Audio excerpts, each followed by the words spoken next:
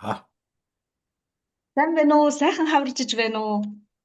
Сайн та сайхан аварчиж байна уу? Сайхан хаварчиж байна. Өнөөдөр чи ярих сайхан. Монголд маань ч гэсэн сайхан байна уу?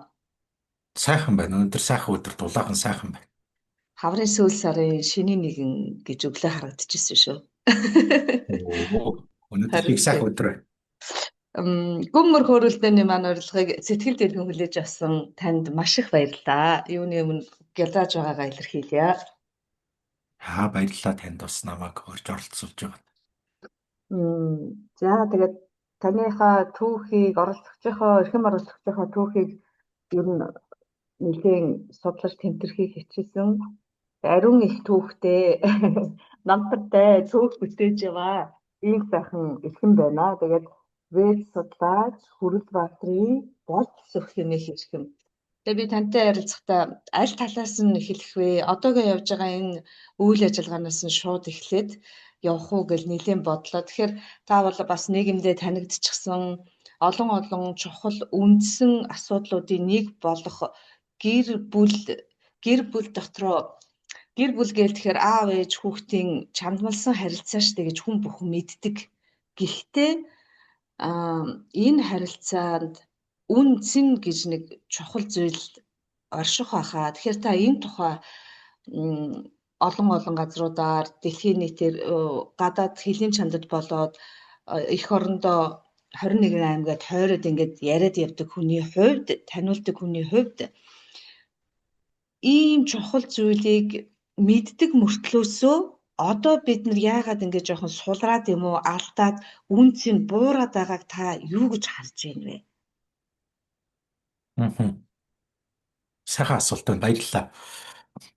Аа яг одоо энэ дээр уул нь бол Монгол уламжлалт соёл дээр бол энэ гэр бүлийн үндэс нь эдгээр их өөр байсан юм байна лээ. Байна лээ. Одоо эдрийг бид нар бол одоо жишээлбэл хөгшчүүдээс их хардаг л да. Одоо өвөө эмээ нараасаа тийм ээ. За одоо жишээлбэл наадах нь одоо аав ээж нараасаа ч гэсэндээ арай өөр. Гэр бүлийн үнц нь арай өөр.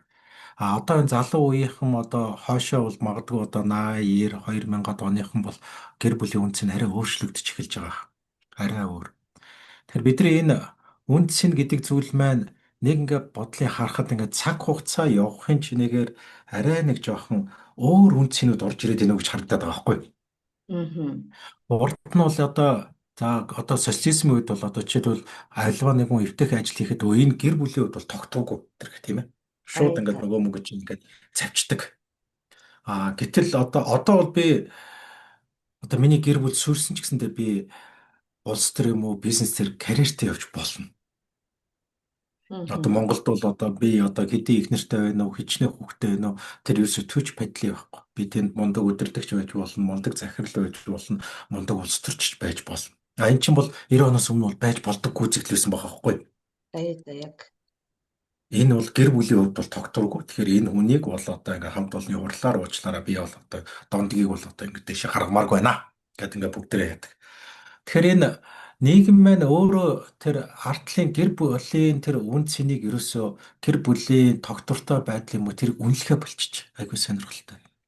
Ерөөсөө үнэлэхэ болчих.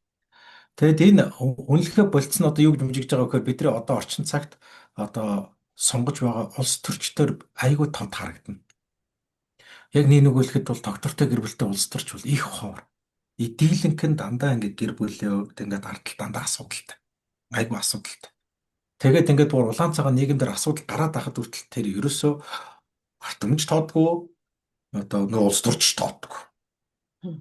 Тэгэхээр бидний энэ одоо үлгэр жишээ маань яг нэг өгүүлэхэд бол ялангуяа 90 оноос хойш хүмүүс төр айгуу хүчтэй тусч байгаа байхгүй юу? Хүмүүс угаасаа тоодгүй юм бэл. Тэгэхээр би одоо яаж хүснээр амьдрах нь миний тор. Хамгийн гол нь би хүссэн юмдаа хүрчээвэл энэ гэр бүл бол ард бол одоо ямар нэг юм болчихсон ч падлиггүй. Энэ айгуу тийм сонирхолтой үнцэг юм билээ. Маш сонирхолтой үнцэг. Тэгэд энэ дээрээс нэг бүр ийм сонирхолтой юмнууд их гарч ирж байгаа юм л да. Таасаа ингээд нөө эцэг их хүүхэд гэдэг юм чамдмалсан харилцаа гэдэг чинь тийм ээ. Одоо энэ сүүлийн үед одоо жишээлбэл ялангуяа энэ амьд биш харилцаа айгүй хүчтэй болсон. Амьд биш харилцаа.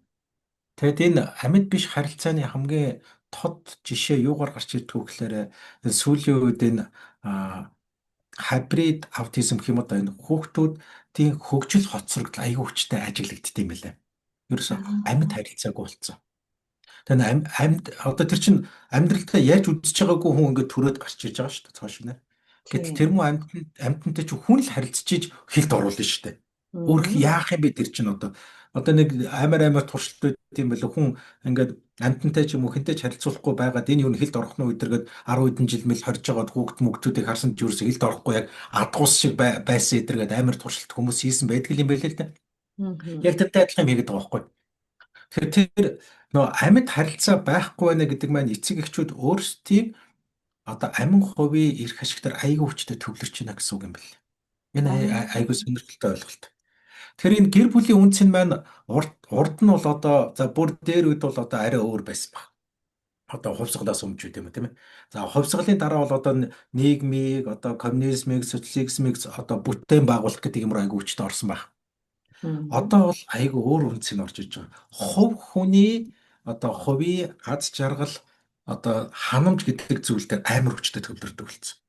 Мгм. Ардталт нь гэр бүл явдаг болсон. Ингээ байршил айгүй өөрчлөгдсөн. Тэгвэл урд нь бол одоо тэр 90 оноос өмнө бол чи гэр бүлээ зохион байгуул дэвшигэн чадахгүй бол нийгэмд байр суурь эзэлж чадахгүй шүү гэдэг одоо ийм дараал нь арай өөр байсан бол одоо бол чи гэр бүл чинь хойно хаягдсан ч чи нийгэмд урд нэгж явж болно. Ингээ дараал нь өөрчлөгдсөн. Тэгэхээр тэр одоогийн гэр бүлд бол ингээд айгүй нэг ширүү юм орж ирж байгаа нь бол хувь хүний эрх ашиг, хувь хүний одоо кайф таашаал гэдэг юм бол ихэвчлэн нэгт. Тэгэд энэний араас ингээд гэр бүл гэдэг юм чирэгдэж эхэлдэг. Нэг тийм байрлал нь арай жоохон өөр. Тэгэхээр одоо энэ маань нэг одоо орчин цагийн нийгэмд бол нэлээд том сорилт болж харагдаад байгаа. Айгүй том сорилт.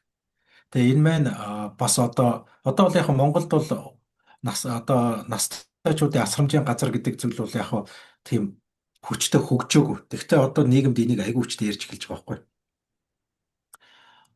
Бид нар бол дээр үед бол одоо яадаг өгш наст аав ээжийг одоо асрамжийн газар өгдөг тийм уу яр юм гэж юу гэдэг байсан юм. Одоо тэгвэл тийм юм одоо орж иж байгаа, соёл орж иж байгаа байхгүй. Тэгэхээр эн чинь нийгмийн үндэс нь өөрчлөгдөж байгааг илтгэхэд байгаа байхгүй. Тэгээ тэр хүүхдүүд дээр гарч байгаа тэр одоо яадаг тэр хэл ярианы одоо цэцэрлэгт ороход юм уу тэр хүүхдүүдийн 70% нь ярьж чаддаггүй гэж байгаа байхгүй. 70%. Мгм. 3 настай хүүхд ярьж чадахгүй нэг чинь бол тэр чинь амьд харилцаа байхгүй гэсэн үг байхгүй. Амар хүчтэй. Одоо Монголд бол одоо бүр энэгээр одоо бүр дагнаад одоо зөвхөн хэл засал юм уу хүүхдийн хөгжлөөр юм дагнсан хүмүүс ингээ бүр бизнес болж гарч иж чинь яг цэцэрлэг яаж байгаа бүр тустай. Мгм. Цэцэрлэгч энийг яг гүйцэд оруулж иж чадахгүй байгаа байхгүй. Аав ээжүүд бүр худлаа. Тэгэхээр одоо энэ амьд харилцаа гэдэг зүйлүүд ийм хүчтэй хоцорж байгаа. За магадгүй яг одоо энэ нийгэмд бас ажиллаж амьдрахад хэцүү өдөр шөнөгүй ажиллаж байгаа эцэг эхчүүд байгаа. Тэрийг бол ойлгож байна. Гэхдээ амьд харилцаа нөр амар багассан. Тэгэхээр өөрөөр хэлбэл бидний одоо 90 оноос өмнө хүүхдүүд одоо бол 3 настай хэлд орохгүй нэг гэвэл тэр бол бүр нилээ одоо хожуу хэлд ордог нилээ ховор хүүхдүүдийн тоор орчиж байгаа байхгүй. Тийм шүү Гэтэл дээ. одоо бол маш нийтлэг. Бүр маш нийтлэг. Мгм. Зүгээр ингээд цэцэрлэгийн багш нар бол нийт ангийн талаас илүү өвн ярьж чаддаг. Зүгээр дүүдүү даатай гэх бүр 1 2 настай хөгжиж юм орж ирж байгаа гэж байгаа байхгүй. Тэгэхээр энэ маань ингээд тэр нийгэм дээр одоо энэ шин ийм сонин ийм одоо шилжилтийн үе их сонирхолтой орж иж байна. Яг одоо буруутглаа гэж одоо яалтай байлаа тийм ээ. Гэхдээ энэ их тийм сонирхолтой гэр бүлийн үндэс нь орж иж эхэлж байгаа байхгүй. Нэрээ нөгөө цаг цагаараа байдаггүй гэл нэг үг байдаг та тий. Тэгээд тэр үгэн дотор ч ерөөсөө хөгжлийн бүх агуулга ингээд багтцсан явдаг юм байна шүү дээ. Таныг сая ярьж байхад тэгэж ухагдаж ойлгогдож байна. Тэгэхээр одоо за 90-ад оноос өмнө гэхээр хоёул гэр бүл гэдэг зүйл нэгт байсан юм байна. Одоо ингээд хувь хүний. Тэгэхээр одоо хоёул ингээд ярьж байгаа тэр амьд харилцаа гэдэг чинь ээж илгэндээ тэрвэрх тэр зүрх цохилтоо мэдрэх энтер гэдэг чинь хүүхдүүд өөр асар их хайрыг юулж байгаа шүү дээ тий. Тэгээ тэр сайхан зүйлүүд маань аав ээж хамгийн чухал орон зай болсон аав ээж хоёр нь тэрийг өгөхгүй байхаар одоо тэгвэл хэдүүлээд цааш нь яах вэ? Та энийг одоо юу гэж харж байна? Танай байгууллага жишээ нь юу гэж харж байна? Одоо хэдүүлээ яах вэ? Аа. Яг хоо энэ одоо энэ дээр ингээд зүгээр нэг юм сонирхолтой юм байгаа юм л да. Одоо яг Монголд бас баг багаар орж ирж байна. Одоо ч л одоо тэр хүүхдтээр одоо ихэвчлэн 1 2 наснд нэг өхнөөс нь гарахчдаг. За мэдээж бас хүүхдээ одоо юу бол одоо эртхэн гаргачвал амарч гэдэг юм уу тийм ээ. Ээж ч одоо илүү амарна, хүүхэд ч бас илүү амарна. Гэхдээ тэр хүүхдийг одоо эрт гаргах, ганцаарныг нь унтуулах гэдэг тийм сонирхолтой тийм юунууд соёлууд орж иж эхэлж байгаа байхгүй. Дээр үд чинь бол одоо ингээд тэр ингээл нөгөөдөг чинь том болцсон диггитал ингээл монимтойгоо ноцолдоод эсвэл ингээл бүгдээрээ хамтдаа ингээл гэр бүлээрээ унтцгаагаал ингээл тийм ээ тэр байдал идэр бол нөгөө сэтгэл зүйн хувьд эрүүл хүн гарахад айгүй хүчтэй нөлөөтэй. Маш хүчтэй нөлөөтэй. Яг тэгэхээр тэр хүүхдийн хувьд бол хамгийн аимшигтай зүйл бол эцэг эхээс хаягдах хол байх гэдэг мэдрэмж бол яг хүүхдэд траума үлдээж эхэлдэг байхгүй. Тэгэхээр энэ дээр нэг юм сонирхолтой юм гарч иж байгаа. Одоо нийгэмдэр нэг юм сонин одоо юм гарч ирнэ. Яг бид нар бол тэрийг нэг аль болохоор чадлаараа далдлахыг оролдоно. Гэхдээ ингээд тийм сэтгэл зүйн тэр эмгэгүүдийг одоо далдлах гэж оролддог нэг хэсэг, тэрнтэй ажиллаж нэг одоо жоохон эрүүл явж байгаа нэг хэсэг гэсэн юм хоёр сонин хэсэг гарч ирж эхэлнэ. За ингээд энэ бид нар одоо энэ дээр ихэвчлэн юугаар дамжуулдаг вэ гэхээр яг энэ маань ихэвчлэн насан турш хүмүүсийн ажил амьдрал дээр айгүй хүчтэй нөлөөтэй. Яг тэгэхээр одоо тэр хүүхдүүд бол одоо ингээд одоо нэгэнт ингээд өсөд бий болцсон тохиолдолд бол дараа нөгөөдөл чинь за одоо хүүхдүүдтэй ажиллахад бол эцэг эхийн ажиллагаа айгүй хүчтэй шаарддаг. Гадна талаас одоо нэг өөр хүн ажиллаа дотор талаас эцэг. Гэхдээ эцэг их угаасаа багаас нь ажиллаж чадаагүй үед бол гаднаас нь 1000 багш хилээд тэр чинь нэг юм 50% өрөөсгөл болчих гээд байдаг байхгүй. Тэр нэг гэрте очиад аав ээжигээ буруутгах эхэлдэг байхгүй. Та нар ингэж чадаагүй юм байна гэдэг тийм ээ. Тэр энэ очиж хоёр талаас ажиллахгүй бол хин нэгнийгээ ингээд тийм буруутгасан үйл явц руу орчих гээд болдгоо байхгүй. Тэр айгу эвгүй. Тэгэхээр одоо өөрөөр бол эцэгхийн эсрэг хүүхдийг нь баг сумлаад байгаа юм шиг болчдөг байхгүй. Наадах ч өстэй айхтар нарийн холбоос байна тийм ээ. Тий. Тэгэхээр энэ заавал аав ээжтэй нь хоршиж ажиллахгүй болдгоо байхгүй. Айгу хоршиж ажиллана. Тэгээ ихэнх эцэг эхчүүд болохоор таал учрыг ол гэдэг ингээд авчиж ирээ хайчих гал. Одоо тэнд нэг шидтэй ингээл нэг давхар өрөөл ингүүл хүүхнээ гоё болчихно гэж бодоод шүү. Гэтэл нөгөө тэр чинь ингээд хүүхдийг нь хоёр талаас нь ингэж айгу сайн ингэж хавчиж ажилтдаг. Тэгэхгүй болохоор нөгөө хүүхд чинь нэг талныг суларчингууд нөгөө хүүхд чинь ингээд эргэлзэж эхэлдэг байхгүй. Тэр айгу эвгүй. Тэгээ дараа нэг аавч тэр очил тэр багш дээрсэн ч айгу гоё байсан. Та хоёр тийм биш байна эдэргээд. Тэгээ нөгөө эцэгхийн эсрэг ингээд айгу сонирн болоод эхэллээ. Ингээд харьцуулж эхэлнэ хүүхд чинь. Хүн л усаа харьцуулдаг байхгүй. Ямар ч бас хүүхд харьцуулна. Тэгээ ингээд энэ харьцуулт явагдах нь өөр эцэг ихэд айгу хорлолтой. Айгу хорлолтой. Нөө эцэг эхийг харьцуулаад эхэлдэг байхгүй. Та хоёр хүнээс дор байна гэдэг тийм үзэл айгу хүчтэй гарч ирд юм бэл. Одоо тэр багш маань ийм сайн гэтэл та хоёр ингэсэнгүй. Энэ маань ийм сайн та хоёр ийм байсангүй тийм ээ. Тэгэхээр энэ маань одоо яг шударгаар хэлэхэд аав ээж хамтруул сайн байна. Үнэхээр ойлгоод хамтарч ивэл сайн байна. Ойлгож чадахгүй байгаа тохиолдолд бол шударгаар тэр хүүхдийг насанд хүртэл нь одоо ингээ хүлээх сурахгүй. Насанд хүрсний дараа нөгөө хүн чинь эцэгхээс угаасаа хамаарал багтаа болно. Ингээд нөө өөрөө хоол олж идээд өөрөө санхүүгийн үед ингээд одоо боломжтой болоод ингээд эхлэх үед бол нөгөө чи эцэгхээс хамааралтай болоод үед энэ үед нь нөлөөлөхөд арай илүү дээр болно.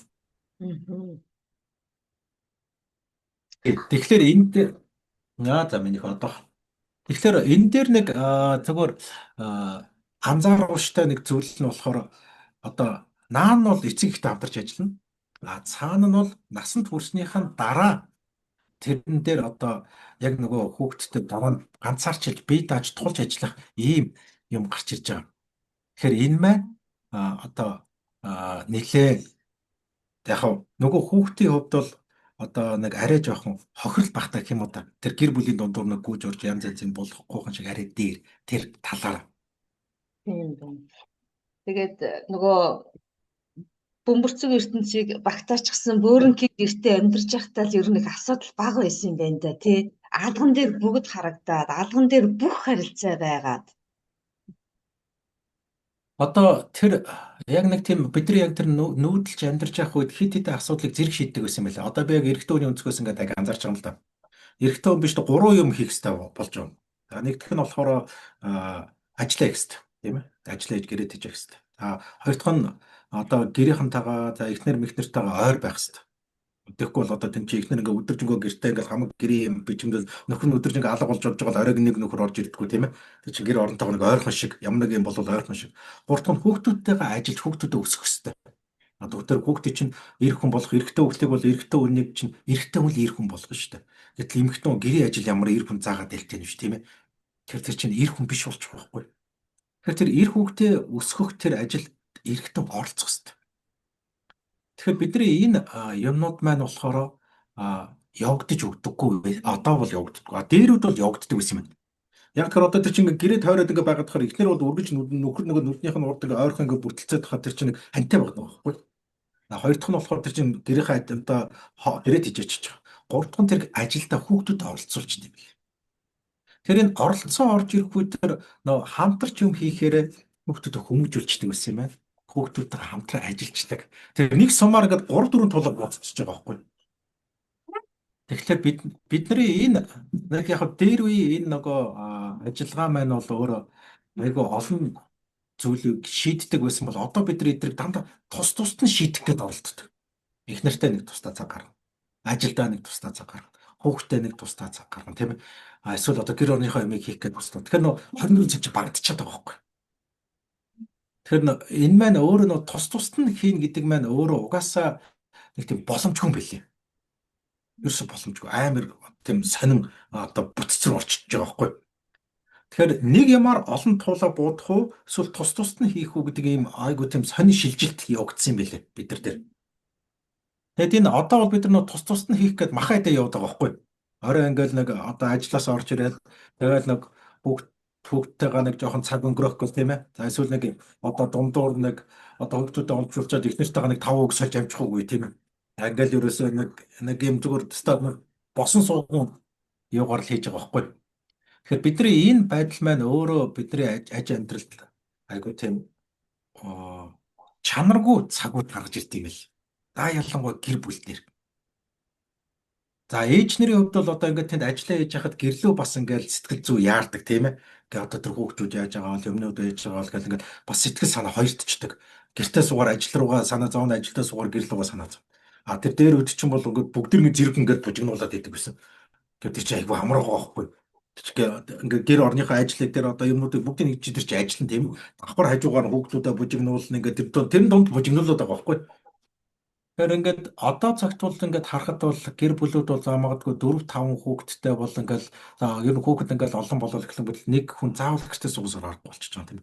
Тэр үед тэгтээ тэр олон хүүхдүүдийг бүгдээр ингээд бужигнуулаад тэгээд тэр олон хэдэн зуун малыг ингээд хариулаад тэгээд тэр олон ажил хийгээд тэгээд тэр чинь ингээд нэг тийм нэг сумаар айгүй олон туулаа буудчих тэр их олон ажил амждаг байсан байгаа байхгүй. Тэгээд тэр бүтэц өөр айгүй сонирхолтой юм бэл. Тийм тийм. Одоогийн одоо нэгэнт бүгдөө нүүдлийн соёл иргэншлээс сууринлуу шилжээдэг. За өсрөөл нэг 100 жил л болох гэдэг. Тэр хоорондоо л хэдүүлээ ингээд те нийгмийн олон янзын шилжилтэнд ороод тэгэл эмхэх гээд л цэгцрэх гээд л тэгэхээр одоо нэн тулгамдаад байгаа зүйл нь гэрийн хүмүүжил, хөдөлмөрийн хүмүүжил гэсэн нэг энэ хоёр зүйлийг л хүүхдүүдтэй эцэг эхний сургуулийн цэцэрлэг нь өгөж чадвал таны ярьж байгаа битээрийн санаа зовоод байгаа энэ зүйлийг нэлээд нягтарч өгөх юм болов уу гэж харагдаад байх юм. Одоо ч юм ер нь хөдөлмөрийн хүмүүжил бол баг болсон шүү дээ. Байранд бол бүр хийх юм байхгүй. За их үсрэлийн тоос сорж ах шиг байгаа, нэг аягаа угааж ах шиг байгаа. Тэгэл ерөөсөн ямар ч юм байхгүй. Тэгэхээр одоо хэдүүлээ яах вэ? Хөдөлмөрийн хүмүүжлийг яах вэ? Тэр хүүхэд айгүй сонин хайрын хилтэй юм билээ. Хүүхдийн хайрын хил нь болохоор хин одоо надтай их цагийг өнгөрөөж байгаа надад хайртай гэдэг ойлголттой юм билээ. Их тийм сонин ойлголт. Хүүхдийн хайрын хил. Тэгэхээр өөрөө бол тэр хүүхэд бол тэр хүнтэй хамт янз янз юм хийж байгаа тэр ажил хийж гин үү, тоглож гин үү хүүхдэд ямар ч ялах байхгүй. Бүгдийг ялахгүй. Хамт байгаа учраас тийм ээ нэг ч хамт ингээд тэр одоо нэг нөгөө хүн одоо ингээд аяг уурж байгаад хажууд нь ороод завааруулаад ингээд тийм ээ тэр бол хүүхдийн тоглоом байхгүй. Тоглоом байна уу, ажил байна уу тэр хүүхд ялахгүй. Тэгэхээр өөрөө бол одоо дээр үед бол бидний нөгөө нэг тэр ажил тундаа хүүхд оруулчихаар хүүхд тоглож гин үү, ажиллаж гин үү гэдгийг ялахгүй байгаа байхгүй. Аав ээжтэй л хамт юм ижил тэр гоё хөвгчлээ байгаа байхгүй. Тэр томчуудтай хамт. Яг хоо бидний одоогийн байгаа байдал дээр би харахаар яг нэг анхан дөнгөж бид нар энэ одоо Улаанбаатар хот одоо анхны барилга байшин ингээл 40 50 онд одоо баригдал тийм ээ. За тэр үед бол ингээд нэг тийм айл айлын дунд ингээд дөнгөж одоо анхны Улаанбаатарын иргэд Улаанбаатар хотод орж ирж исэн баг л да. Тэгээд ингээд нөгөө хүмүүс чинь бол ингээд хүүхдүүд байрнуудын дунд гүйлддэг, айлууд дунд гүйлддэг тийм ээ. За ингээд энэ бол нэг эрүүл орчны нэг хэлбэр юм билээ. Хүүхэд олон олон айлын дунд олон хүмүүсийн дунд гүйжиж хүүхэд сэтгэл зүйд эрүүл явдаг гинэ. Энэ айгүй сонирхолтой ойлголт юм байна. Тэгээд тэр бол яг хоо нэг 90-ад он гартал уул нь бол жоохон явж исэн юм билээ. Одоо дээр үед бол социализм үед бол ингээл айл алихаар ороод нэг нийтэд ороод хоол идэл нэг нийт нь унтаал нэг нийт нь тоглоал ингээд. За энэ бол хайцсангуу нэг аюулгүй байсан. Одоо бол хэн ч одоо гэрээсээ гарах болж чаддгүй. Одоо бол айгүй аюултай.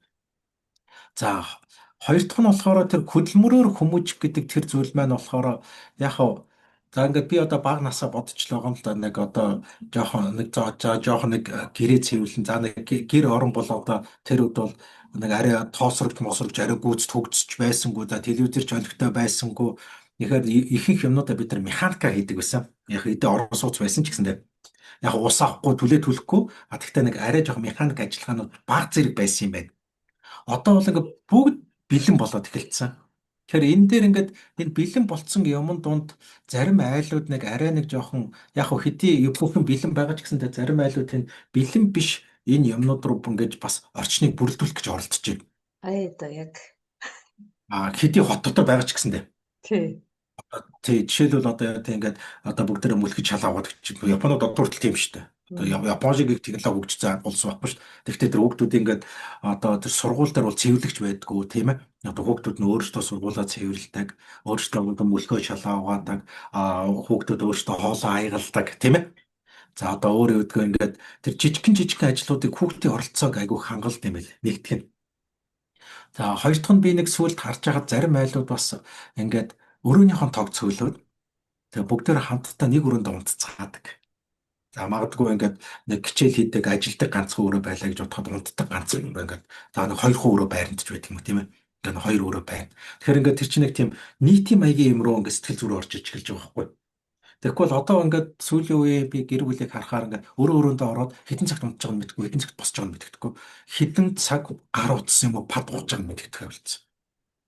Тэгээ ингээд нөө хүүхдүүд нэг нойрны хэмнэл алдагдсан бие хааны хувьд эрүүл биш болцсон. Тэгэхээр одоо тийм энэ байран дотор байгаа мөртлөө нэг тиймэрхүү нэг жижигхэн тийм нэг ийм шилжилтүүд бас хийж болдго юм бэл. Одоо магадгүй хоолой ихтэй бол одоо бэлэн одоо бууз авахаас илүүтэй бүгдээрээ нийлээ буузаач юмдаг тийм ээ.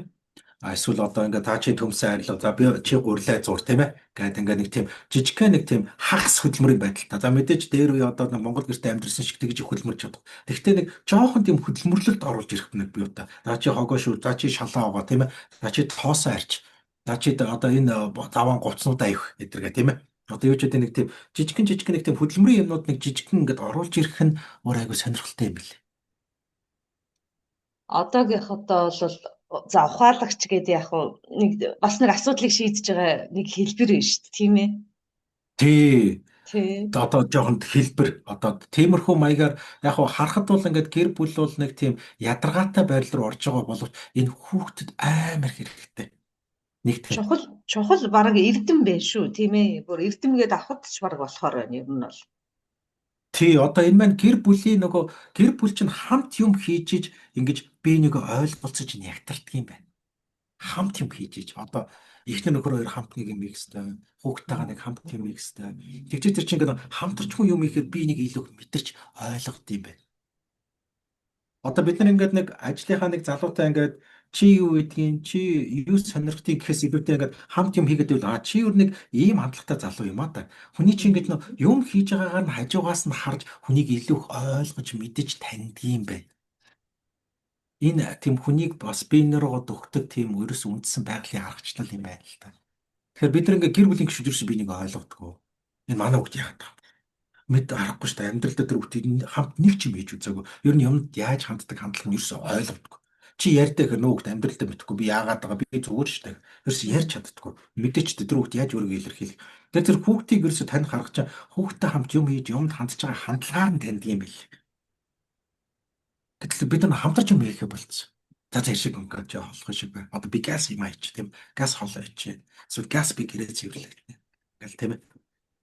Тэр хамтарч нэг юм хийдэг энэ зохион байгуулалт руу аль болохоор нэг тийм одоо энэ байна магадгүй нэг 90-ад оны үед юм байсан байх 80-ад он одоо тийм 90 оноос одоо нэг 2000 оноос өмнөх одоо тэр амьдралын хэлбэр рүү чадлаар орохыг хичээх. Гэхдээ орон сууцнаас гараад ямар байрны гадаа гэр бариад амьдрах гэж байгаа юм шиг.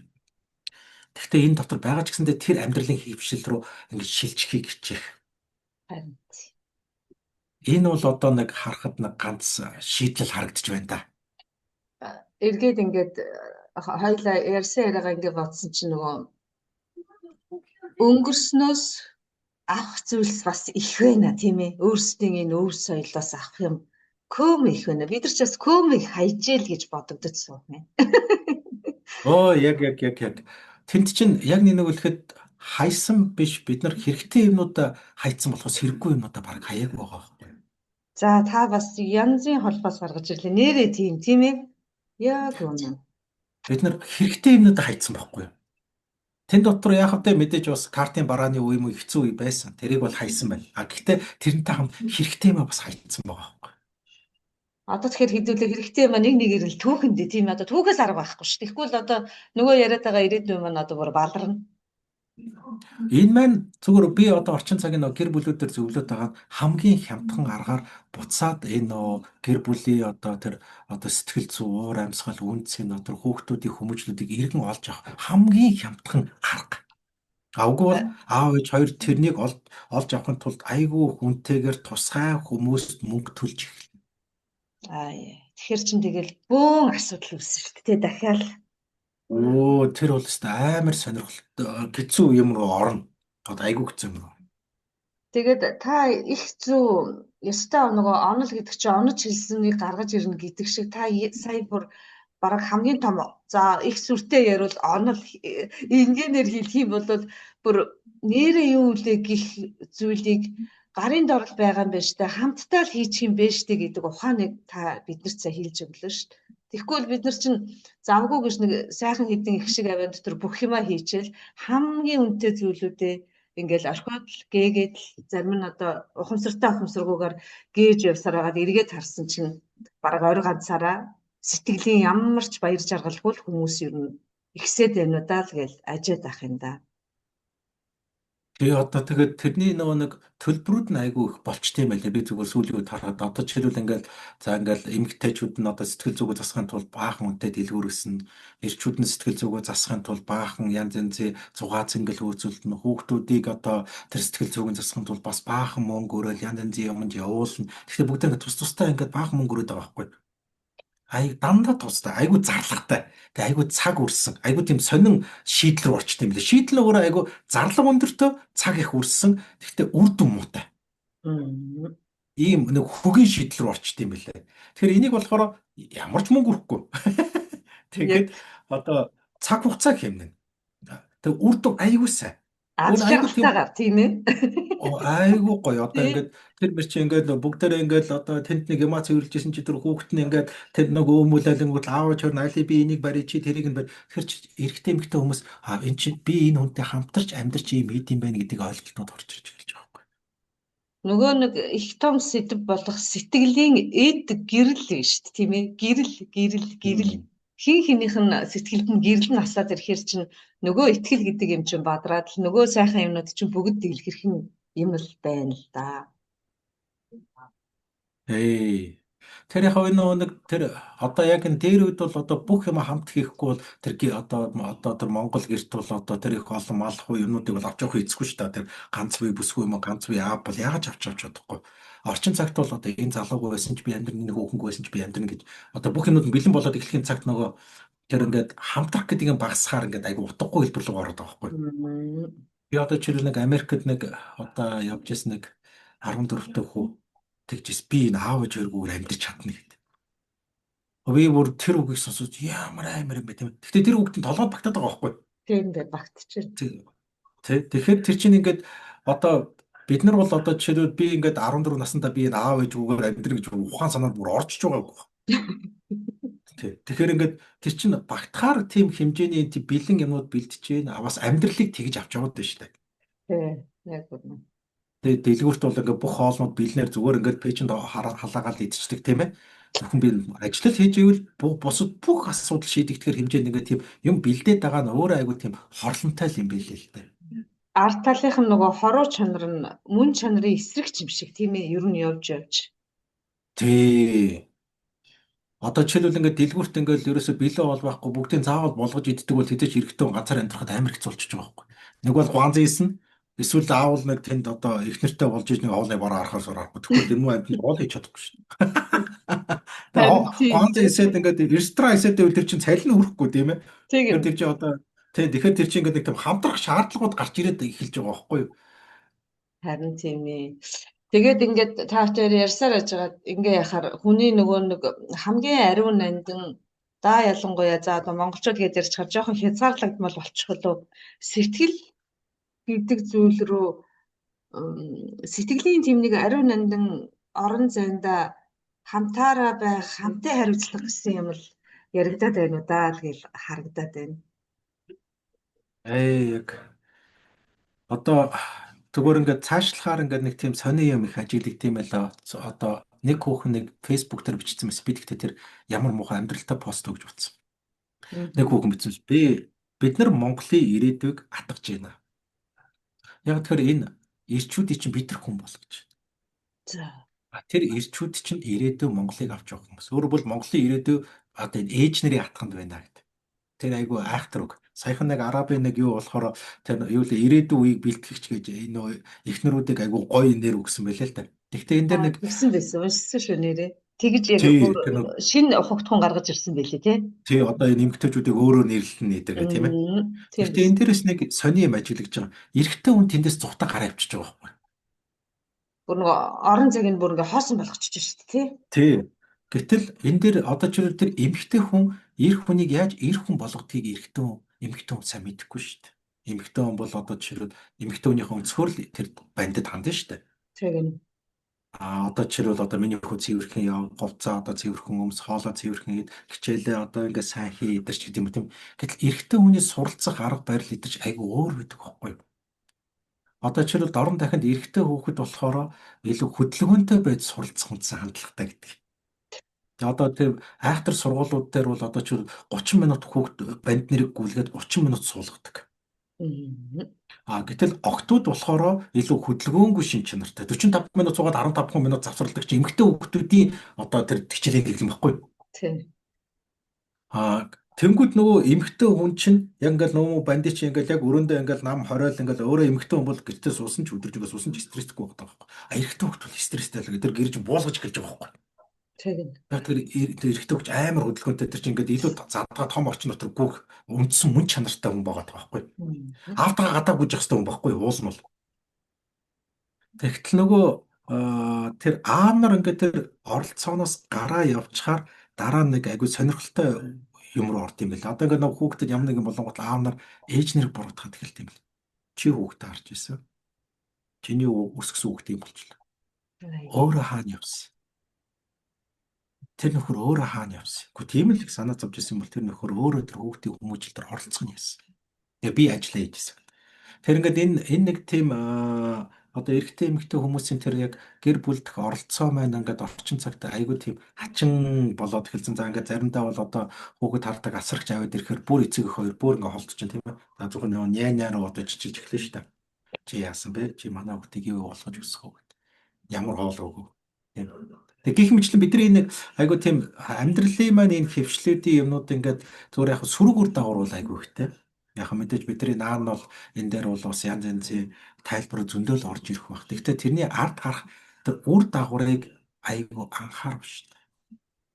Үр дагавар үр дүн гэдээ ярихаар та бүхэн яриад байгаа нөгөө л байглаас заяасан мөн чанараараа эрен нэрээрээ эмэн нэмээрээ байх юм бод нөгөө тэнцвэр чинь ингэж байж ах нь шүү дээ. Гэтэл Яг.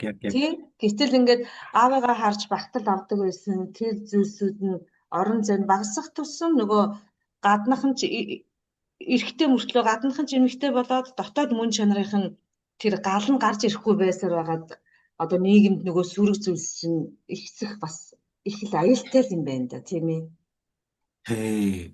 Бид нар ингээ яг наана өнгөц байдал дээр бол одоо энэс өөр арга байхгүй гэж байгаа боловч цаагаараа ингээд одоо суураараа энэ маань ингээ хазааж идэм билээ. Тийм байна. Бүр хороо чанар айхтар их биш шүү тийм ээ. Их л сайн одоо тэр хүрээндээ ажилтдаг эрдэмтэд байдагсан уу бүгдөө нийлж ижил хүн судлал руугаа орохгүй бол гэр бүлийнхаа мөн чанар руу орохгүй бол их л юу юм байна да. Бас л асуултын тэмдэг юм байна да, тийм ээ? Одоо энэ дээр би нэг сонирхолтой бүр эвгүй хандлагуудыг хэлье л да.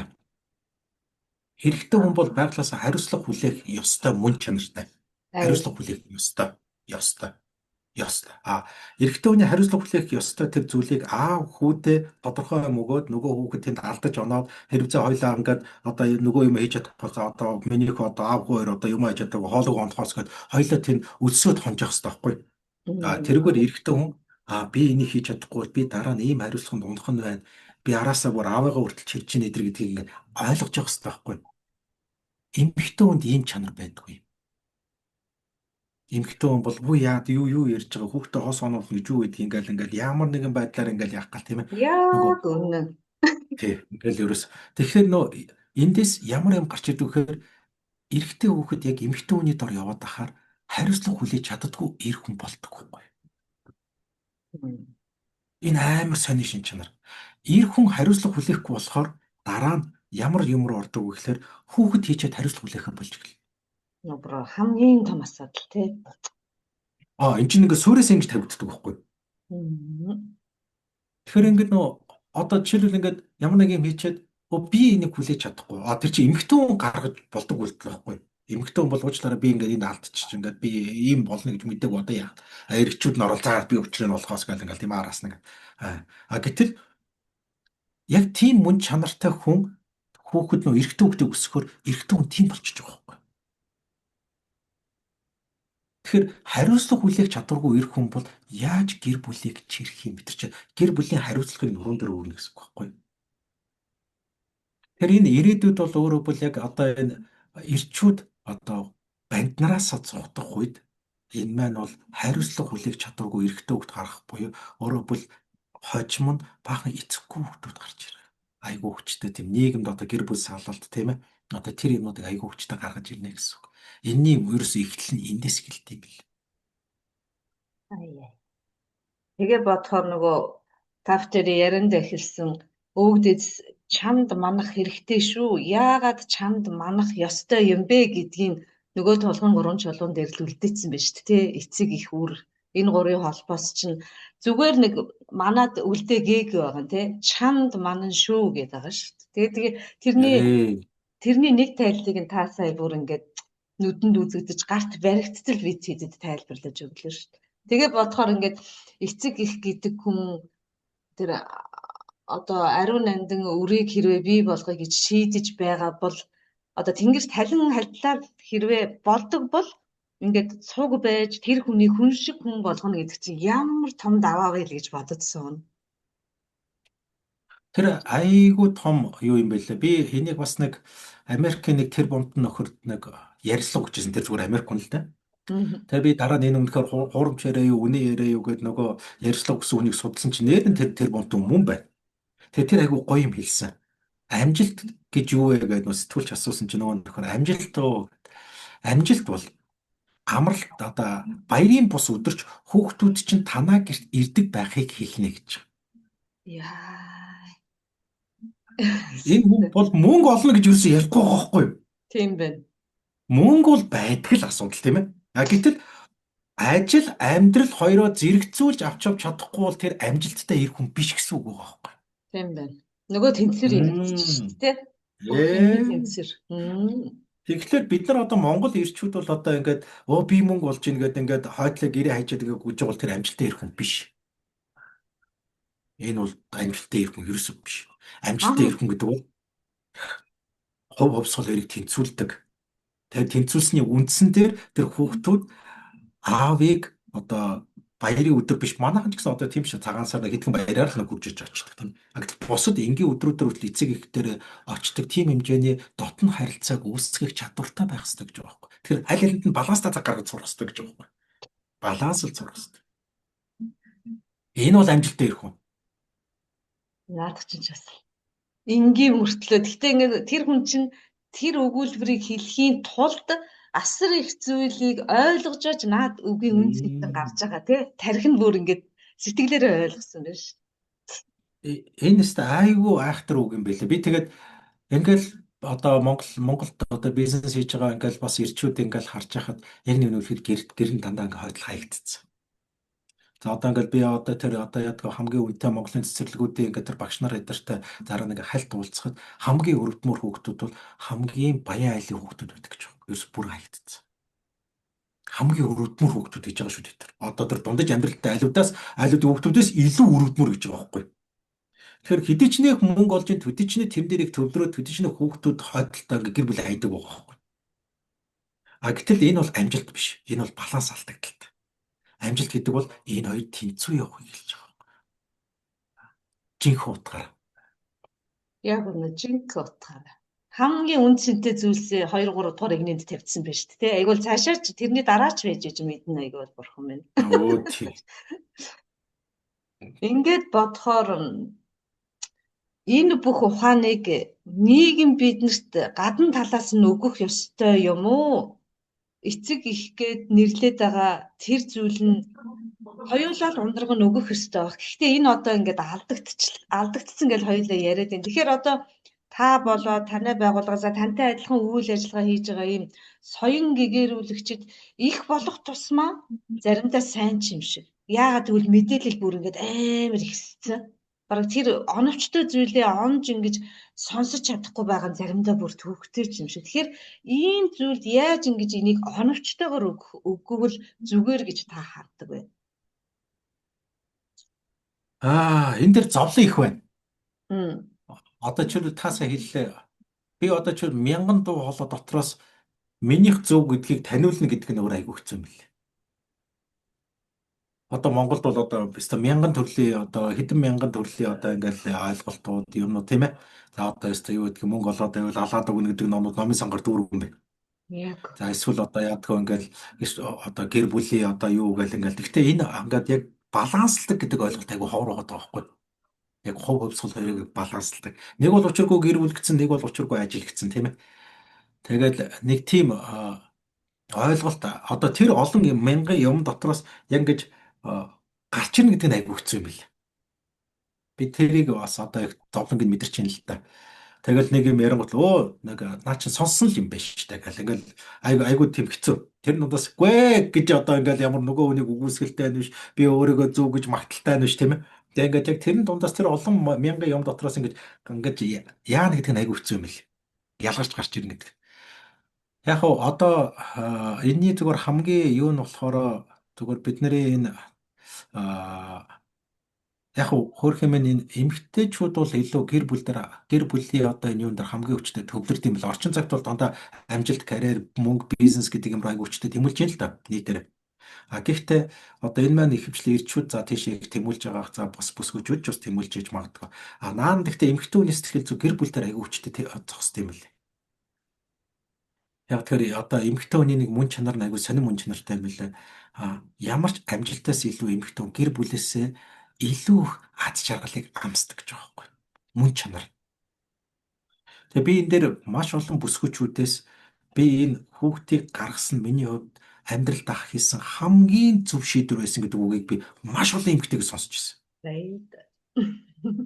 Тэгээ одоо тэр ээж болно гэдэг нь бурхан минь одоо тэр Харвард одоо Оксфорд төгсөөд нэг мундаг албан тушаал одоо оцсноос илүү аз жаргал өгдөг зүйл болж таарат байгаа байхгүй.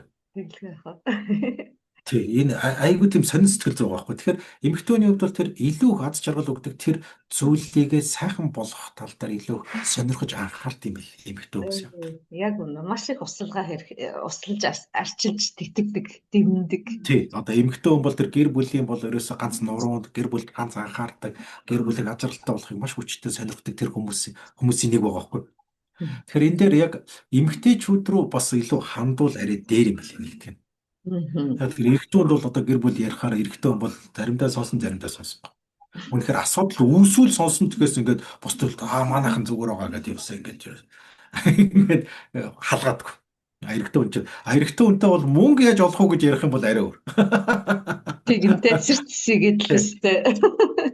Тэг мөнгө яаж олох уу, яаж эрх мэдэлтэй болох уу гэдэг юм уу тийм ээ. Одоо арай өөр сэдв илүү хүчтэй. Эмэгтэй хүний хувьд бол гэр бүл гэдэг сэдвийг айгүй хүчтэй сонирхдаг юм байна. Тэгэхээр одоо энэ дээрээс нөө хамгийн сонирхдаг хүмүүс рүү одоо ингэж оновчтой дайруул илүү дээр юм байна. Яг одоо юу руу илүү хандах вэ? За нэг эмэгтэйчүүд байгаа.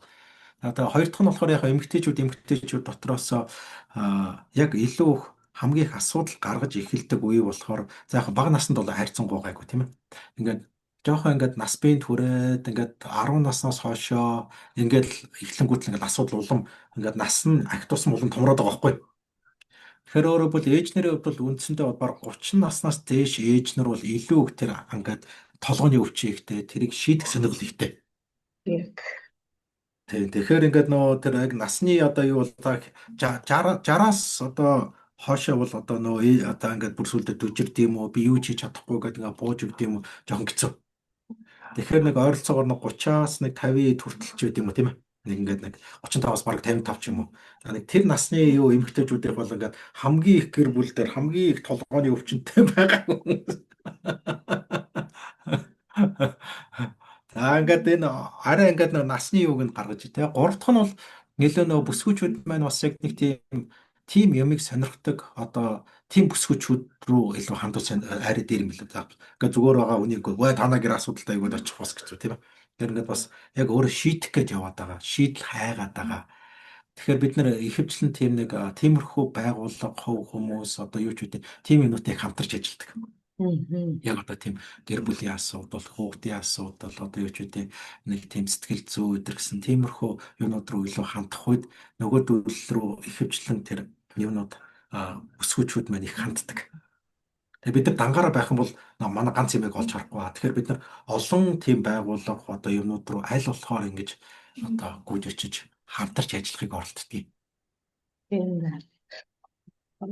Ийм ч нөгөө шагнараа тавиал за бүр чинь өвдсөн байна. Ийм ин там уун гэж зөвлөдөгтэй адилхан нийгмийн тийм яг одоо асуудал ер нь хүн байгаа үед л асуудал тулгараад хүнтэй уулзахаар асуудал шийдэгддэг юм билээ шүү дээ. Тийм ер нь бол хүний харилцаа. Тэгэхээр та одоо ямар ч байсан зол хоёр гэдэг хүнд нэг асуудал тохиолдоход нөгөө арга зам гарц гэрлийг нь зааж өгөх гээд тэгээд ингээд өгөөд явж байхад та хэдийн маань тусалж байгаа тэр хүмүүс ухралтууд нь яцалтууд нь их вэ нүү эсвэл би өстө ингэж шийдсэн шүү би өстө ингэсэн шүү гэсэн аз жаргалууд нь та бүгд дээр маань их ирдэг үү?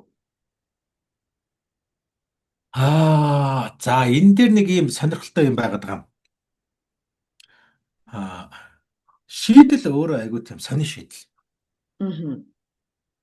Одоо энэ ихэнх бидний шийдлүүд болохоор дандаа бий болдог гэмгүй. Тэр үний асуудлыг шийдчих юм бол тэр үний л учрыг олчих юм бол би яг гоё болчих гээд байна гэдэг нэг тийм хандлага айгүй их байдаг.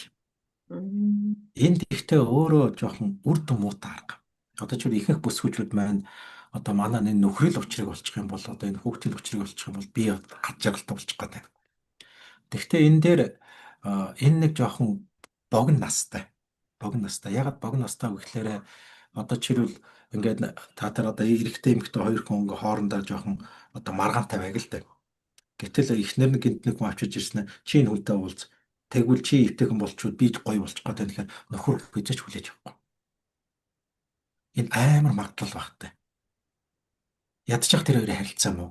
Тэнгүүтлээ чи асуудалтай байна гэдэг хүн авчиж ирэхээр өөрөө бол асуудалтай би гэмгүй гэдэг нэг тийм байрсуул орчиж байгаа. Тэр эрэгтэй хүний хувьд бол тэр маань бүр таалагддаг. Би бол асуудалгүй. Чи өөрийгөө мэдэхгүй ч намайг ингээ өвчтэй гэлээ ч гэдэг юм. Тэг хүлээж авах бүр муу. Тэр энэний зүгээр хамгийн шилдэг аргачлал нь уул нь бол тухайн бүсгүй өөртөө ажиллах хэрэгтэй. Тэр бүсгүйг өөрчлөгдөж байгааг нь харахаар нөхөр нь урам ордог байхгүй юу? Үе одоо энэ одоо хүн чи одоо ингээд урд нь үрэлдэг гэсэн чи ингээд айгуу гоё болоод ах юм тийм ээ? Энийг айгуу өвтэйхээ аваар өвөлдөл гаргаад ах юм. Би ер нь өөрөө жоохон болохгүй байна уу да. Гэх тийм ээ? Өөрөөсөө ичтлэн шир гэдэгтэй адилхан ичтлэн одоо тийм өвтэйх үйл гаргах тэр хэлбэрлэл баагаар төгөх нь шүү дээ. Тэгээ ингээд одоо би нэг юм өвтэйх юм судлаад байгаа маа. Тэгээ надад их таалагдаад би юм өвтэйхэн болоод байгаа. Чи яг сонирхлоо одоо оролт орж гэдэг. Үжлэхгүй. Одоо тэр үед нөгөө залуу одоо үнэхээр одоо тэр эмэгтэй хүнээс долоон дор өөрийгөө бие авч явж байгааг анзаараад эхлэх үед өөрөө орж ирж эхэлнэ. Жирөний хувьд гудамжтай байхгүй. Ер нь эмэгтэй хүний дор явна гэдэг бол эрэгтэй хүний гудамж шиг. Тэгэхээр тэр чинь эмэгтэй хүнээс илүү дор өөр өөртөө ажиллана гэдэг чинь эрэгтэй хүнүүд бол готом шиг байхгүй. Тэгэхээр тэр чинь бас хойно хоцрохыг хүсэхгүй шүү дээ. Бас урд нь ингээд манлайлагч байж гарч ирэхийг хүснэ. Өөрөөр хэлбэл тэрнээс илүү өөртөө ажилтдаг болохыг хүснэ. Тэгэхээр яг тэр зүйлийг өдөөтл нь өөр өөртөө ажиллах шаардлага байна. Тэгэхээр энэ бол яг нэг одоо энэ бүсгүүчүүдээр тавигдж байгаа нэг номер 1 шаардлага. Та өөртөө ажиллаж ийж хүнд нөлөө үзүүлэх байдал чинь илүү ихснэ. Тэгэхгүй бол ямар одоо тэр зөвлөж байгаа ямар зөвлөх тэр нөхөртөө нь ямар амьдарч байгаа юм шүү тийм ээ. Тэр чинь баг нөлөөлж чадахгүй шүү дээ. Тэр яг хажууд нь амьдарч байгаа хүн чинь хамгийн хүчтэй нөлөөтэй байхгүй. Тэгэхээр энэ аргачлалын одоо улмаас одоо яг энэ аргачлалыг хүлээж авах хүн бас тийм олон биш. Яг би өөрийгөө өөрчилж ийж хүнд нөлөө үзүүлэх юм байна гэдэг энэ зүйл маань бол яг бидний эготой шууд ордог ирдэг. Яг одоо бид нар бол би бол хохирогч, энэ бол намайг хохирогч. Тэгэхээр яг энэ сэтгэл зүй ингэж нөө өөрчлөгдөж энэ аргачлал орж ирнэ. Эго гэж нэг амьдралын юм уу тэр нэг зэрэгчэл зовлонгоос шалтгаан шалтгаан айдас гэд зөндөө олон үйлчлэлээр хамгаалсан нэг аюулын том бамбай байгаа даа шүү дээ тийм ээ. Тэрээс дийлжгүй нөхөр. Харин тэрний учрыг олно гэдэг нь одоо ингээд харж агаад өөр дөрөөж тэгэл ойр дотныхоо хөндлөнгийн олон хүмүүсээс харж хахад зарим хүн дээр их богино хугацаанд явагдаад гэрэл нь гараад ирэх юм. Тэгэхээр одоо тэр нэг тухайн хүний мэдлэг гэдэг юм уу тийм зүйлээс бас их шалтгаалаад ах шиг байна уу да. Цаг их орох уу орохгүй юу гэдэг нь гэж юу анзаарагдаад байгаа. Яг одоо жишээлбэл би зүгээр анхны энэ зам руу орж яхад бол намайг бол өвчин нугалсан. Би анхан сонирхож эхлэхэд бол би нэг бараг 8 жил эмнэлгээс салаагүй. Яг зөвхөн сүулдэ ингээд удаан өвдөөд эхлэхээр чи яг ингээд мохож байгаа байхгүй. Одоо тэгэл тэр одоо бардам зан чадна мэднэ барна ардна гарна гэсэн бүх юмнууд чи ингээд нугларч эхэлж байгаа байхгүй. Чи яг нугларч хийж ухаан орж байгаа байхгүй. Ихэнх тохиолдолд энэ ихтэй их муухай одоо хэцүү зам л та. Яг наан нь ухаан орвол сайн байна. Одоо заавал одоо тэр цус урсахгүйгээр ихэнх цагт хөл сайн гарвал дайны цагт цус багуурсан шүү дээ. Тэгэхээр яг бид нар наан нь одоо тэгж үнэхээр ихэнх цагт хөлсөө сайн гарвал сайн байна. Яг гэхдээ би зүгээр амьдрал дээр харахад бол маргатаа болох юм тийм байдгүй юм бэл. Үнэхээр айхтар ухаантай хүн л байж магадгүй. Тэгэхээр стилинг нь бол яг мац усаараа мэдэрчээж болий гэх тийм ээ. Тэгжээж ингэж яг нугарах үедээ толгоороо юм орт юм бэл. Тэр яг муухагаар хэлэхэд бол одоо ингээд нэг тийм хүнийг одоо зовоод ухаан ортол хүлээн гэсэн үг. Тэгвэл тэр үнийг одоо хүлээж авах үргэлж бэлэн байх хэрэгтэй. Одоо би хилээд даат чинь чи өөрөө ингээ авд та цаашаа яв гэж юусэн болохгүй тийм ээ. Яг тэгвэл бүр шөкрөөд очиж шүү дээ тийм ээ. Тэгвэл нөгөө мөч одоо ингээд ерөөсөө ингээд доош юм. Тэгэхээр нөгөө мөг бол хөөхөө ингээд одоо би хэлсэн нэрээ таны яг хэлснээр боллоо. За одоо тэгвэл одоо хоёлоо босъё доо. Та энэ одоо урд нь ингээ буруу хийсэн чинь хэцүү байна уу хэцүү байна. Амар байна уу амар байна. Өөрөөр хийж үзэхгүй үзье. Байх уу байя.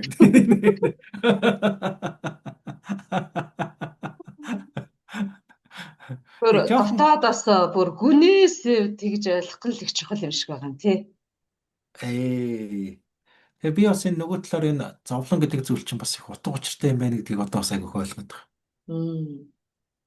Байх уу чи гэсэн байя би гэх тийм ээ. Одоо тэрий чинь ингээд хувь тавилан ингээд оруулж ирээд байна шүү дээ. Тэгэхгүй бол одоо ингээд тэр чинь ингээд сэхэлцэж явж байгаа чи битгий ингээд тэгэхгүй тийм гэж байхгүй гэх тийм ээ. Чи зөвхөн тав. Амьдралд маш их байдаг үзэгдэл тийм ээ. Йоо бурхан шүү гэж. Йоо өөртөө нийтлэг бурхан минь энэстэй амар нийтлэг. Би ч өөрөө яг тийм явсан учраас одоо ингээд яг намаа ингээд чи байх уу чи гэж нэг юм ангиж ухаарч гэлж байгаа байхгүй. Харин тийм ээ. Уул нь мэрэгэн төмний үрс сад заавал таны элдгээр бүр ингээд өстө бүр сөхрөөд баймааргүй л байх юм. Гэхдээ хүний амьдрал гэдэг юм уу тэр нэг ойлголт энэ тэр эргэлтийн цэг их өөр л байх шиг байгаад байна. Би танаас яг асууя та энэ сайхан вэб судлал гэдэг рүү яагаад орсон юм бэ гэжсэн чинь та яриандаа ингээд бит хоёр сайхан ууссаар яж байгаад яваад орчлоо. Тэгэхээр За ингээд нэг эргэлтийн цэг гэх юм уу, уналт гэх юм уу, бие сэтгэл оюун гэсэн энэ гурван зүйл гуруула яг нэгэн зэрэгт бууж өгөх үед л хүн сэхэрдэг юм шиг байгаа юм. Зүгээр ажаад ахад. Тэгэхгүй би энэ ингээд л ганцаараа сэтгэл нь ингээд л байвал хүн чинь тэгээд арга цагаал өөрийгөө хуураад хуурсаар байж байгаа.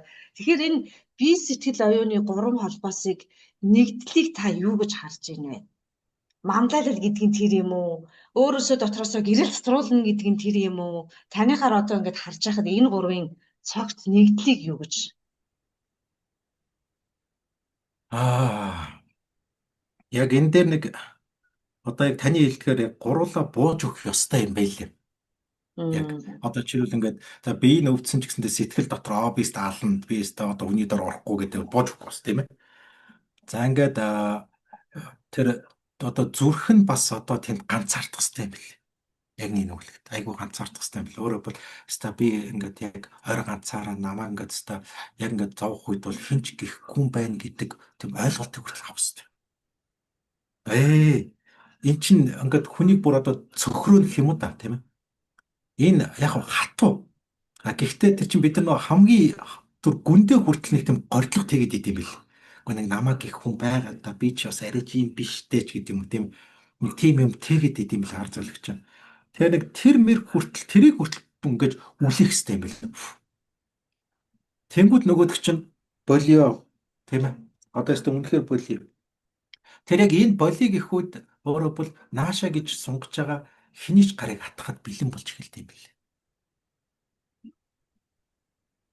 Үнэхээр зөв хүн гараа сунгах юм бол тэр хүн бол хамгийн азтай хүн. Тэр хамгийн азтай хүн. Яг л буруу муруу хүн гараа сунгаж болно. Гэхдээ л тэр хүний хувьд бол энэ айгүй чухал зүйл байхгүй. Одоо би зүгээр энэ дээр нэг айгүй сонирхолтой жишээ хэлээ л да. Монголд одоо ингээд яг христийн сүм, буддийн сүм эдгээр ингээд аль аль нь одоо хамгийн их нийтлэг байна. Нийт одоо 700 гаруй мянган сүмийн баг талаас илүү нь христийн сүмүүд байна. Яг ингээд судалгаа статистик харах юм. Тэгээ би тэр энэ айгүй сонирхолтой статистик гэсэн ямар сони юм бэ? Манайч өөрсдөө буддист л гэдээ яриад байдаг гэтэл ингээд тийм олон христийн сүм байгуулагдсан байгаа байхгүй.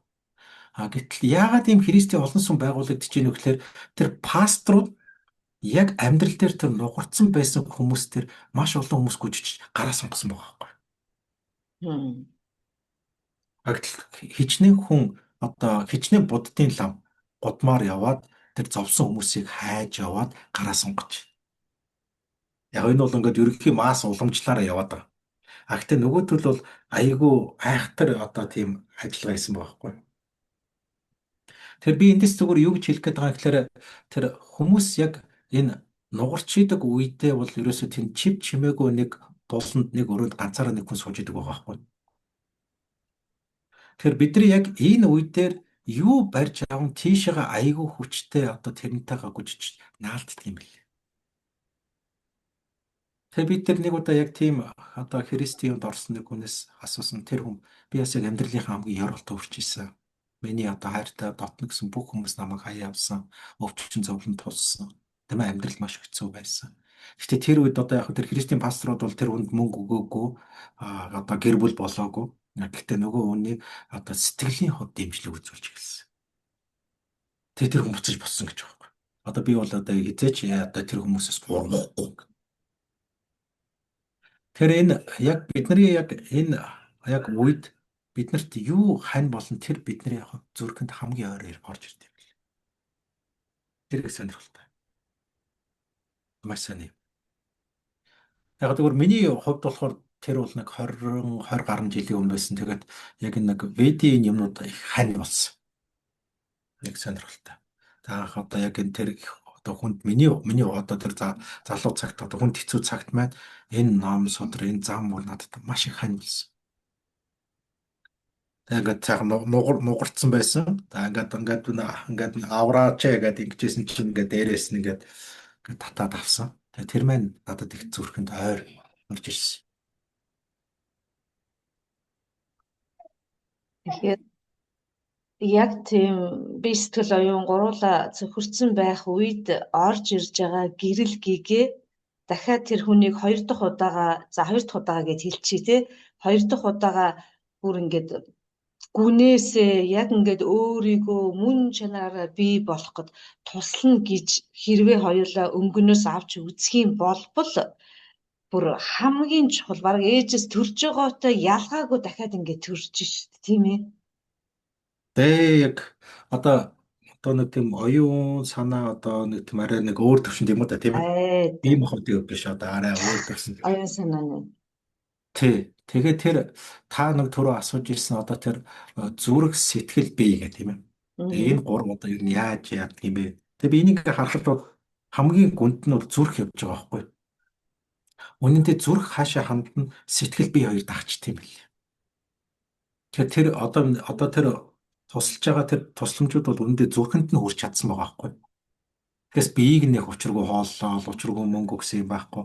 Эсвэл одоо чи гоё өвгөн шүү, чи сайхан залуу шүү, мундаг шүү гэл нэг тийм юм байхгүй тийм. Тэгэхээр тэр энэ наадлын хоёрт хүрэхээс илүү цаад гүнд нь хүрэхэд наад хоёр бол ерөөсөө нөө Чингис хааны хэлдэг нөө сэтгэлийн дотор биеийг хаалдахгүй гэдэг шиг ингээд нөгөө хоёр ингээд зүгээр ингээд мохоо шиг дагаа явчихдаг. Тэгэхээр энэ одоо хүртэл нэгдэх хүртэл бол нэлээх одоо ингээд биеийн ч хөв зовхон байна, сэтгэлийн ч хөв зовхон байна. Энэ хоёр хоёулаа хаалгана гэх нь тийм ээ. Тэгээ энэ ингээд нүцгэр жил гарч ирэх нь байна шүү дээ өөрхөн одоо. Тэгэд энийг ингээд нүцгэр жил гарсан үед нь тэр боломжтой үед нь ингээд ороод гараа сунгаад тэрийг ингээд хайрлаа, таламжлаад ингээд өргөх юм бол нөгөө хоёр бол зүгээр ингээд автомат.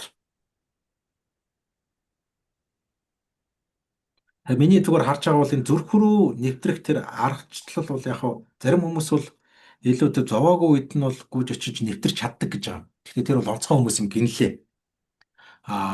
Одоо зүгээр мань мэт нь бол яг хав одоо нилийн одоо тэр энгийн хүмүүсийн хувьд бол энэ хоёр дээр нилийн асуудал үүсч зовжиж тэгжиж тэр нээгдэн тэгжиж энэ гарч ирээд энэ үед л одоо тэрэн дээр нь юу хүрнэ тэрийг л их хүлээж авдаг юм байна лээ.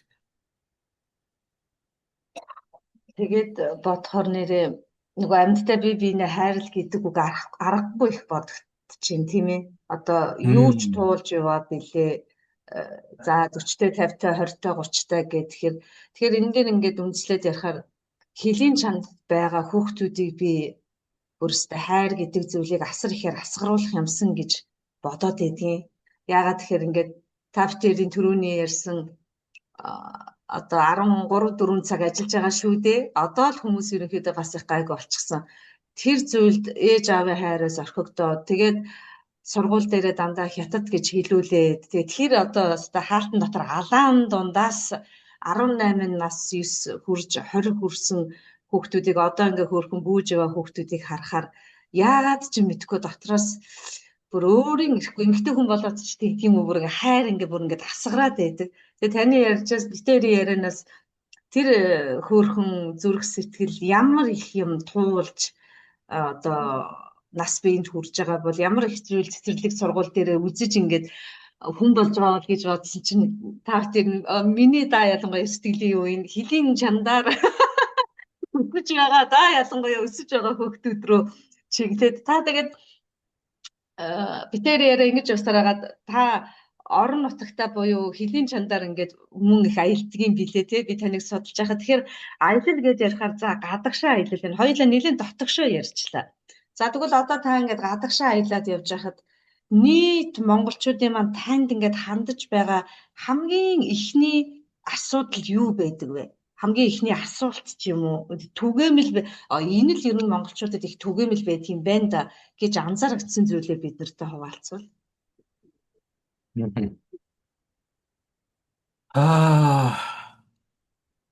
Бидний хамгийн анзаардгүй үг одоо зүйл маань Монголын зүүр үгэнд байсан байна лээ.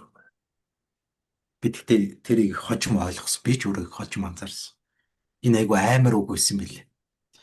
Одоо бие засаад гэрээ засаад төрөө зас гэдэг. Энэ бурхан минь энэ нэстэ аимшигтай үг байсан билээ.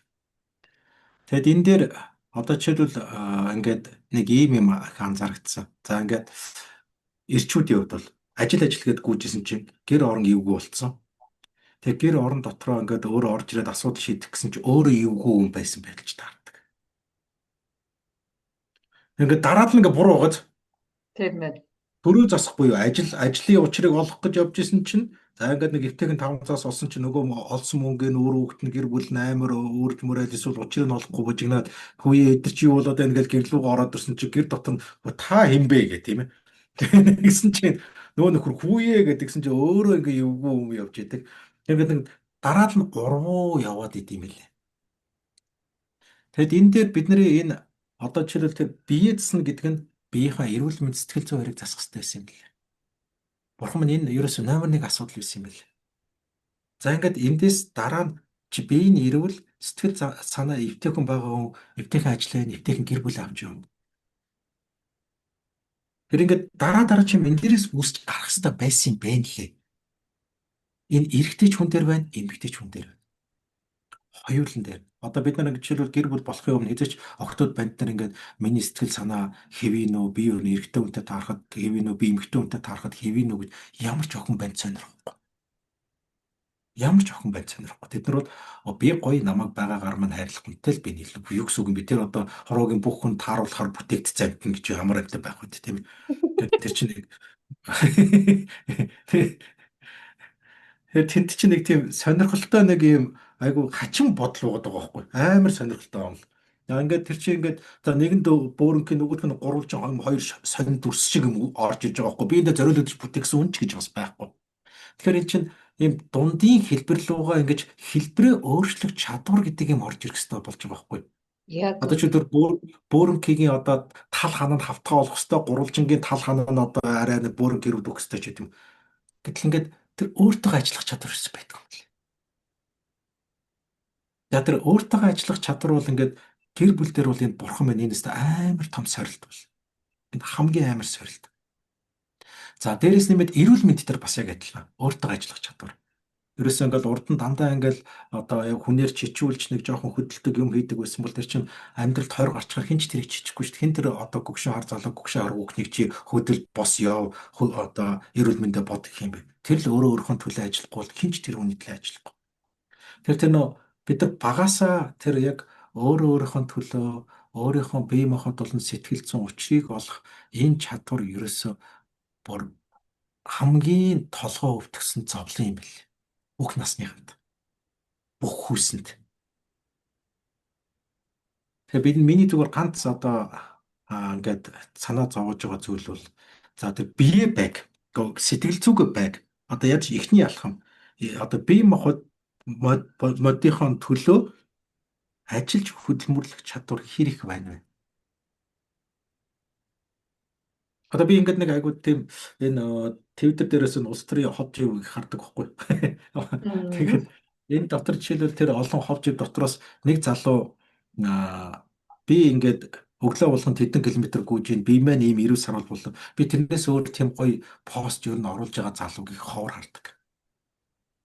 Бидний зүгээр энэ юуг одоо мэдээллийг юу гэж хэлэх гээд байна вэ гэхээр энэ босхгүй байна, тэр хулгай хийсэн, энэ одоо ийм бүтлгүй хүн, тэр болоод өгөөсөө энэ зайлаасаа гэдэг юмнаас илүүтэй би өөртөө ингэж ажиллаж байна. Ингээс сайхан үр дүн гарчин гэдэг хүн амар ховор. Тэр миний ганц санаа зовоод байгаа юм. Энэ бол ерөөсөө хүний одоо хөгшин залуу 90 юмгүй бүгдээрнгийнх нь аз жаргалын их хүндсэн юм байна. Тэр энийг одоо хар багаас нь ч болтугай багаар эзэмшүүлээсэ. Тэхийн тулд эцэг гэх нь энэ дээр нэг жоохон өөр өөрсөнтэйгөө нэг тэгж ажилдаг үлгэр жишээ байгаасаа бас ийм чиглэлийн одоо боловсрал мэдлэгийг багаас нь голгоосаа.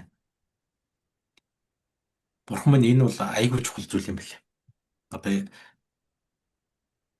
нөгөө хуучин их засагт ч нөгөө арчаагүй өвчин гээд тэр нөгөө зажлахаас эхэлдэг.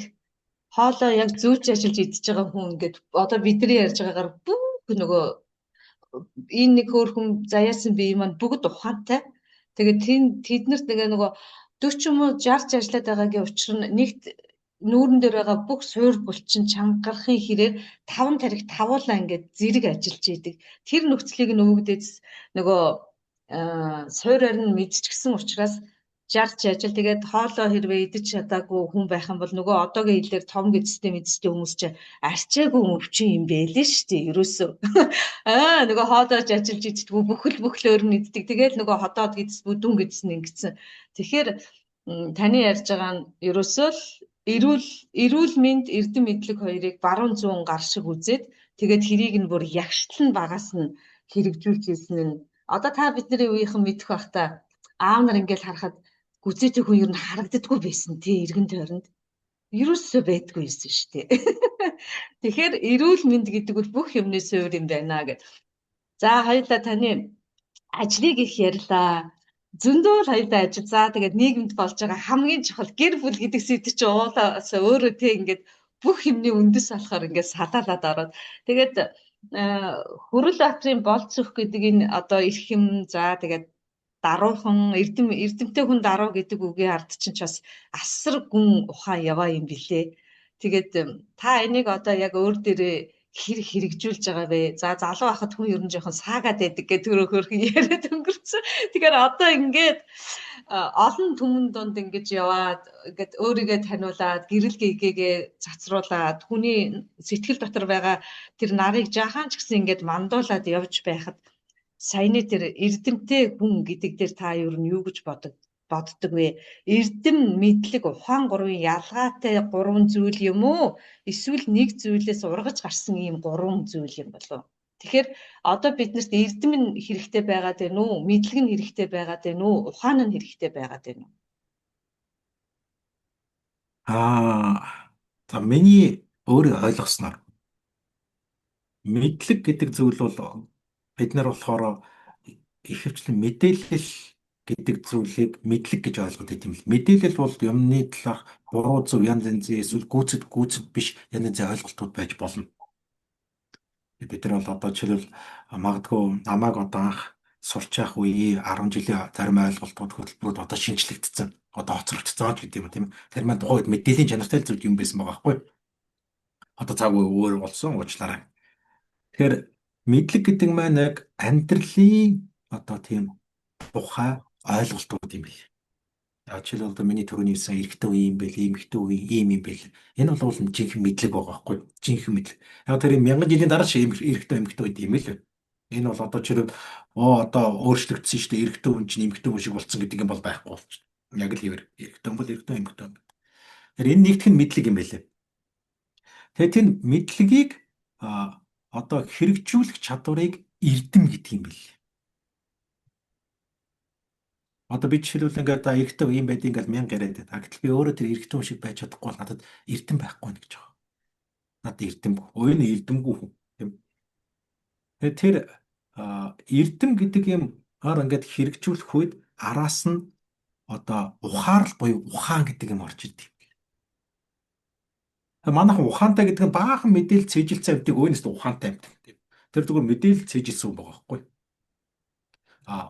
Жинхэнэ ухаантай хүн гэдэг юу гэхээр мэдлэгийг эрдмээр сайхан хэрэгжүүлээд ухаарлыг авсан хүнийг ухаантай хүн л гэдэг юм байна л л дээ. Зүгээр миний ойлгосноор. Тэгэхээр одоо энэ мэдээж ойлголт хугдах юм бол гүн гүнзгий учраас би бол тэрийг стон жихэн өссөн уулын нөгөө бараанаас нь хараад ингээд тийм ээ заримаас нь ингээд жоохон хийх гэж оролдоод ингээд бүтлгүүтэл ингээд яваад байгаа хүн байна л да.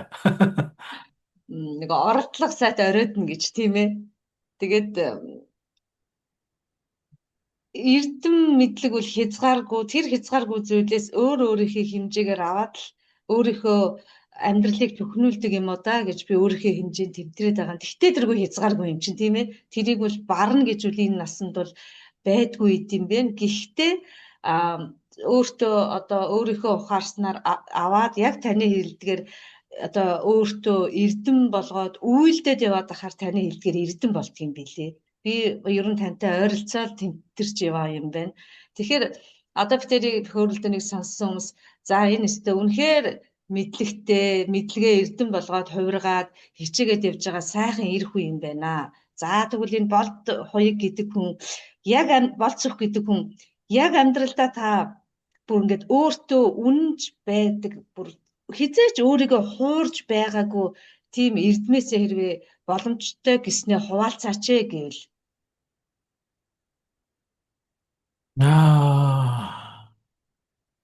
За одоо зүгээр айгүй энгийн л жишээ байна л да. Одоо эрдэмч гэн хаашаа юм. Би ч одоо энийг бас гайхуулахад бас гүйгүүл байна л да.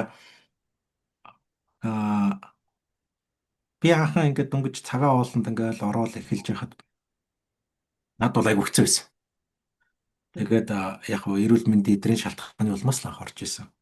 Тэгээд эр хүн цагаан уул идэнэ гэдэг нэг айгу тийм эрэгтэй хүн биш ч болчих гоод байгаа юм шиг. Тэгэл ингээд нэг цонхисэн цагаан царайтай нэг туранхай цагаан юм болж тийдэргээл хүмүүс одоо нэг тийм нэг юм гурил шиг туранхай юм ингээд болчихно л гэдгээл яриад идэг. Би ерөөсөө яг тухайн үед за би эрүүл болж ивэл одоо тэр цонхор монхор туранхай монгож одоо дүүрчээл гэж бодож байсан.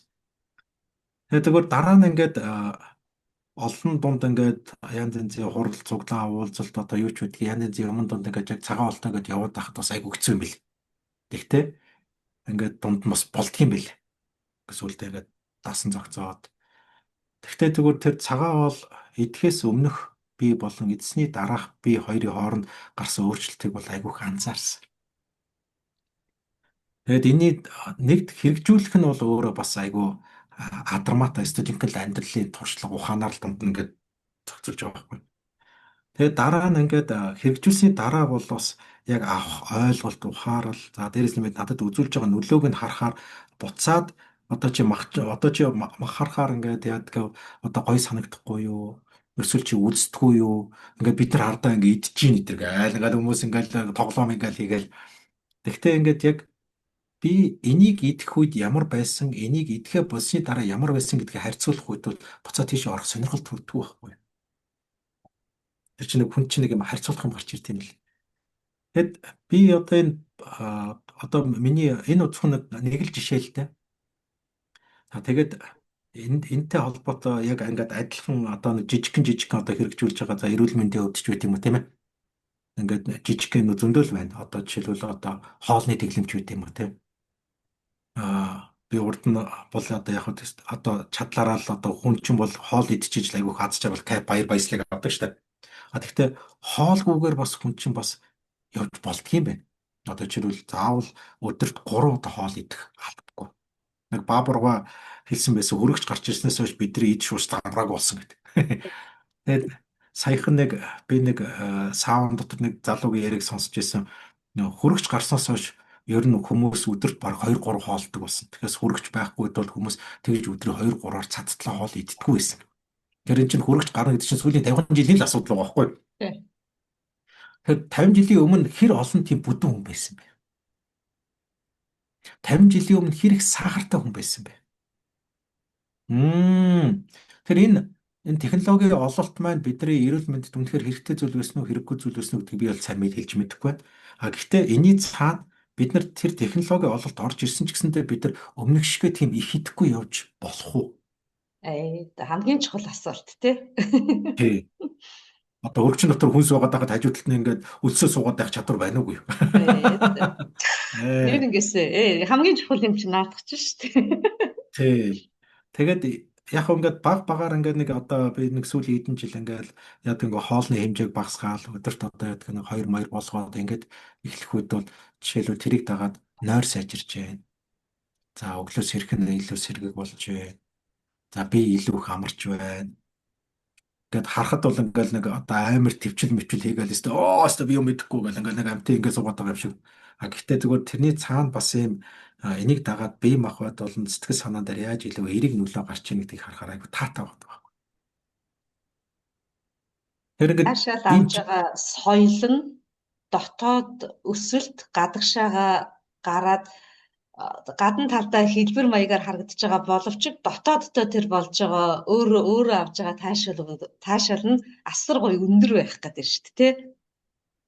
Тэр бол орой хоол идснээс илүү гоё таашаалтай. Харин тийм байна. Тэр чинь хүн чинь илүү имийг амсч иж тэрийг хаяа штэ. Яг тийм. Тэгэхээр тэр чинь дутуу ингээл байгаа л ингээл шүнжэнгээ хоол удаалгүй өглөө хоол зүүдэл босч ирвэл тэр чинь болоодгүй байхгүй. Тэгвэл би тэгвэл орой хоол идээд унтсан дээр. Тэр чинь илүү одоо тийм эрүүл байхын, тийм өөрөө сайхан байхын кайфыг амсахаар тэр одоо өвчтөе хэлбэр дээр кайф авахаас илүү эрүүл хэлбэр дээр кайф авах нь илүү дээр байгаа байхгүй. Яг. Тэр наан нь ингээд тэр юмнуудыг би энэ ойлголтуудыг жижигхэн юмнууд ингээд яг хэрэгжүүлэхээр нэг цааталт нь бол би нэг мундагтаа хэрэгжүүлээд байгаа юм биш зүгээр цаана байгаа нэг жоохон юмыг амсахаар наан байгаа юмнуудыг твчих тийм чадвар хүрт юм байлаа. Чадвар орж ирд юм л. Тэг ингээд тэр юмнууд ингээд хийхгүй хэрэгжүүлэхгүй одоо тэр одоо барихгүй яахгүй ингээд сүрхий ингээд өөрөө янз янз юм хийгээд хэрэгжүүлээд байгаа юм шиг харагдаж байгаа мэт боловч цааталт нь байгаа тэр аз жаргал нь илүү гоё. Одоо миний ганц одоо шунаад байгаа миний шунал бол тэнд явдаг байхгүй. Наа одоо тэгэхэд нэг тийм шунлын төлөө тэр одоо цаатлын юмнуудыг амсч чадах юм бол бас одоо бүгдээрэнд нь ийм одоо эрдэм мэт харагдах ийм цааталт нь гоё юмнууд бас байгаа шүү л гэж зөвлөх гэсэн.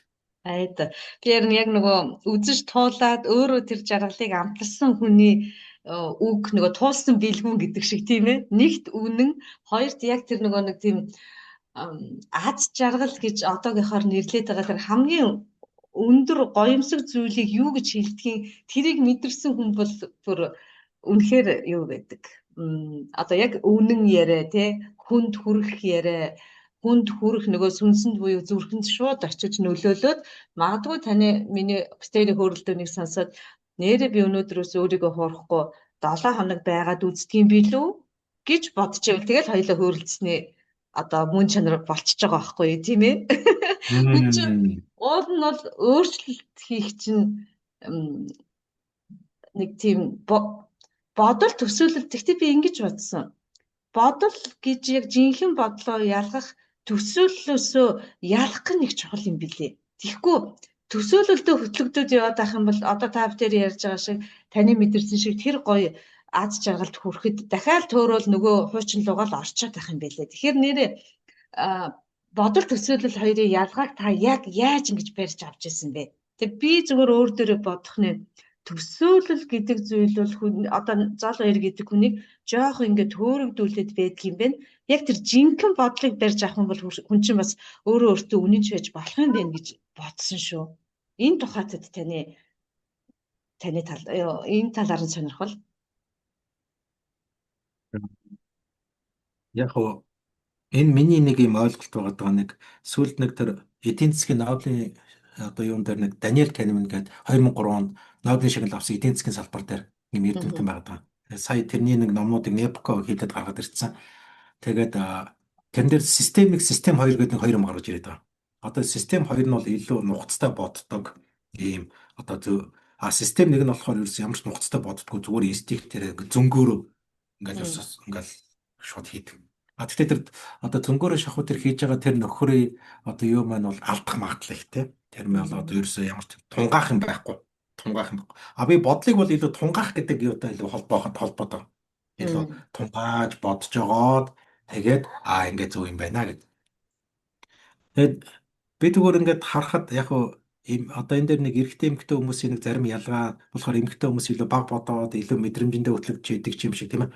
Эрчүүд нь илүү баг одоо мэдрэмжээ айлхаар дарангуулах гэж оролдоод илүү бодох годж байгаа юм шиг. Гэхдээ ингээ яс юм дээр бас эрэгтэй хүнийг ч гэсэн харахад мэдрэмжэн дээр бас хөтлөгдөж л байгаа байхгүй. Айгуучтай хөтлөгдөж байгаа. Эмоцонд шударгаар хэлээд эмоцонд. Гэхдээ тэгвэл тэрний цаана энэ наадлын тэр сэтгэл гэдэг зүйл маань одоо тэр бидний одоо яг тэр мэдрэмж гэдэг зүйлийг айгуучтай гаргаж ирдэг юм байна лээ. Тэгэхээр тэр ингээд ялгаж харах нь юу вэ гэхээр уул нь бол тэр хэр хурдан хувирч байна вэ гэдгээр нь уул нь бариад авчмаар юм бэл. Гэхдээ бид нар тэрийг хүлээж тестдэг юм бэлээ. Үндсэндээ бол тэр чинь 15 секундын хугацаа гэж байгаа байхгүй. Тэгэхээр нэг одоо тэр чинь богино хугацаанд ингээд өөрчлөгдчихдэг юм байлээ л дээрс нэг ингээд нэг одоо Facebook-ийн рил шиг л юм байгаа байхгүй нэг хэдэн секунд ингээд боддог. Гэхдээ бид нар тэрийг хүлээж тестдэг юм бэлээ. Тэр нэг энэн дээр нэг ийм сонин одоо зүгээр энэ стажинка нэг ийм сонин би зүйлийг анзаарсан. Хүн нас ахих үед одоо дүгнэлт хийх дата буюу амьдралын туршлага их систем байл. Тэгэхээр тэр датан дээр буюу тэр амьдралын туршлаган дээр ингээд дүгнэлт хийгээд тэгээд за энэ чинь нэг одоо энэ бол одоо зүгээр мэдрэмж ингээд богино хугацааны юм явж байна. За би ч бас энэ дээр ингээд алдахгүй шүү, жоохон тунгааж бодъё шүү, энэ хашир бай шүү, чи алддаг шүү гэдэг юм уу тийм ээ. Ингээд нэг тийм бодох юм арай их. Залуу хүүхдтэй ярихаар нөгөөдөл чинь дата байхгүй учраас ингээд дүгнэлт хийх юм багтаа байт юм байл. Тэгэхээр ингээд одоо зөвлөмж юм ингээд хэлэхээр ингээд нөгөөдөл чи яагаад өөр байж болтгүй ингээд. Заавал танихаараа явах албатай юм а. Тэр бол таны л амьдрал гэл ингээд ерөөсө халгаадгүй. Тэр нөгөө өөрхөн дата байхгүй байгаа байхгүй дүнэлт их дата байхгүй тийм ээ. Тэгэхээр би ингээд яг нэг 40-оос дээш насныхантай эдгээр ярихаар ингээд нөгөө муу идчих яг одоо дататай юм болохоор бас ингээд нэрээ бас тийм шүү эдэргээд. Тэгэхээр энэ хоёр зүйлийг бол яг одоо нас ахын чинээгээр илүү бодож тунгаах нь бас ихсдэг юм байлээ. Анзаархад. Аа мэдээж та нь бол мэдрэмж байна. Гэхдээ тэр нөхөрт бол одоо тэр нөхдүүд бол их хурдан говьрч өөрчлөгдөг. Надад одоо онхоосоо илүү бас алдсан юм бас ихтэй гэдэг тийм дүгнэлтийг бас их хийдэг юм билээ. Тэгээ би нэг энэ өнцгөөс нь их анзаарсан. Нэг тэгэхээр нөгөө хугацаа гэдэг юм уу туулал бас тэгээд хэрэг болж байна тийм ээ. Насны бас тийм юм. Туршлага одоо. Тийм туршлага сан хөмрөг юм да тий хөрөнгө. Одоо орчин цагийн хэлгээр бол дата. Тий дата яг үнэ одоогийнхоор бол дата юм да. Тий одоо дүнэлт хийх дата. Тийм байна. Яа болох нь да хөөх юм чинь. Өмөлөд бол. Харин тий. Болцох гэдэг хүний за одоо энэ үеийнхэн тухай ингээд зөндөө эргүүлчлээ. Номыг нь эргүүлээд хүүхэд нас руу н ороод аав ээжийнхээ хайранд мэдээж өссөн аль нутаг усны хүн бэ? Хүүхэд байхасаа л ийм их тунгаадаг байв уу? Хүүхд чинь нэг одоогийнх нь болцох гэдэг хүний юу нэг тавигддаг та тий. За миний хүч сайн хүн болно доо гэж ээж аав нар нэг хүүгээ охиноо магтаад л өөрийнхөө бага насны тухай бид нарт хөрөлдөл.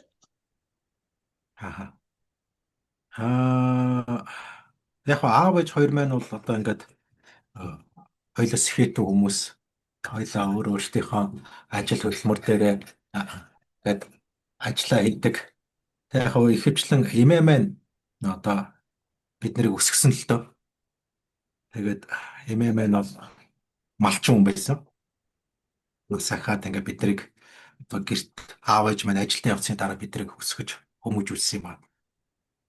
Тэгээд энэ би бас ингээд сандгийн нэг 90 оны үед анх удаа ингээд сони хэвлэлүүд гарч ирлээ. Тэгээд гудмаар гачин сонингууд баахан ингээд зарагддаг гэсэн. Гудмаар ингээд тийм автобусны буудлуудаар ингээд нэг том ингээд нэг сони ингээд тавьчихсан ингээд 9 жорын сони. Тэнд байхгүй сонин байхгүй. Гачин сонингууд зарал. Тэгээд тэр олон сонин дотроос нэг тийм дандаа нэг тийм ертөнцийн сонин гатамж гэдэг юм уу нэг тийм дандаа тийм сонингуудыг илүү түүж авч уншдаг. Эсвэл нөгөө сонингуудын очоод хажууд нь эргүүлээл ингээл заримдаа авах мөнгө байхгүй шүү дээ тэр чинь тэр сонин чинь бас үнэтэй тэр чинь мөнгө олдохгүй.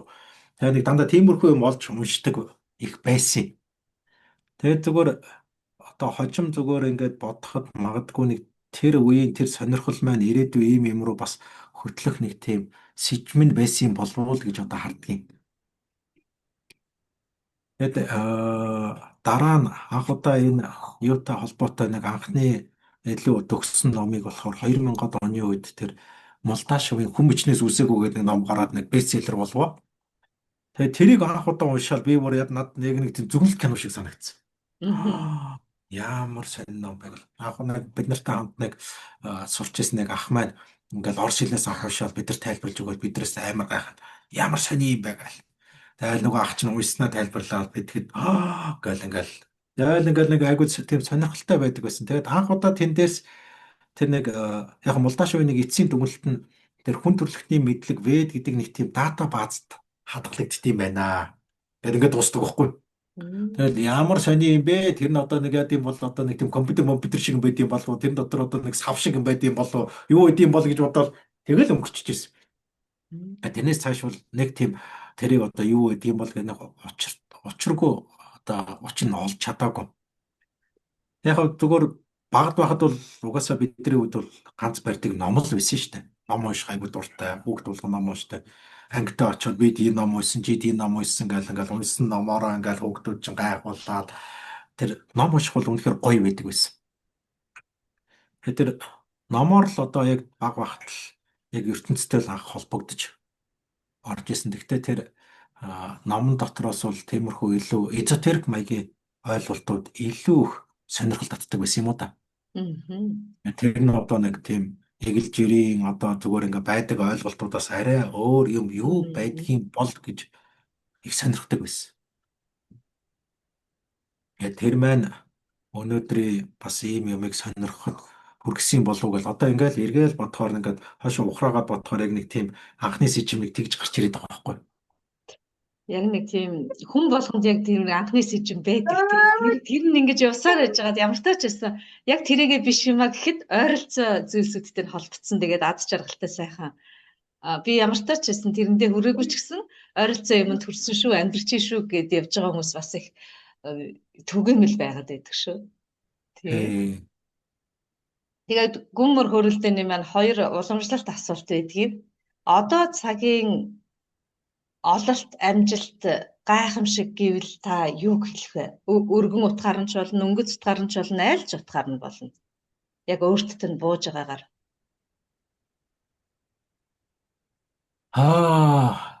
Сайхан юм нь гэвэл одоо нэг ийм хүн өөрийгөө сонирхох ийм сонирхолтой өмнө маш их болсон байна.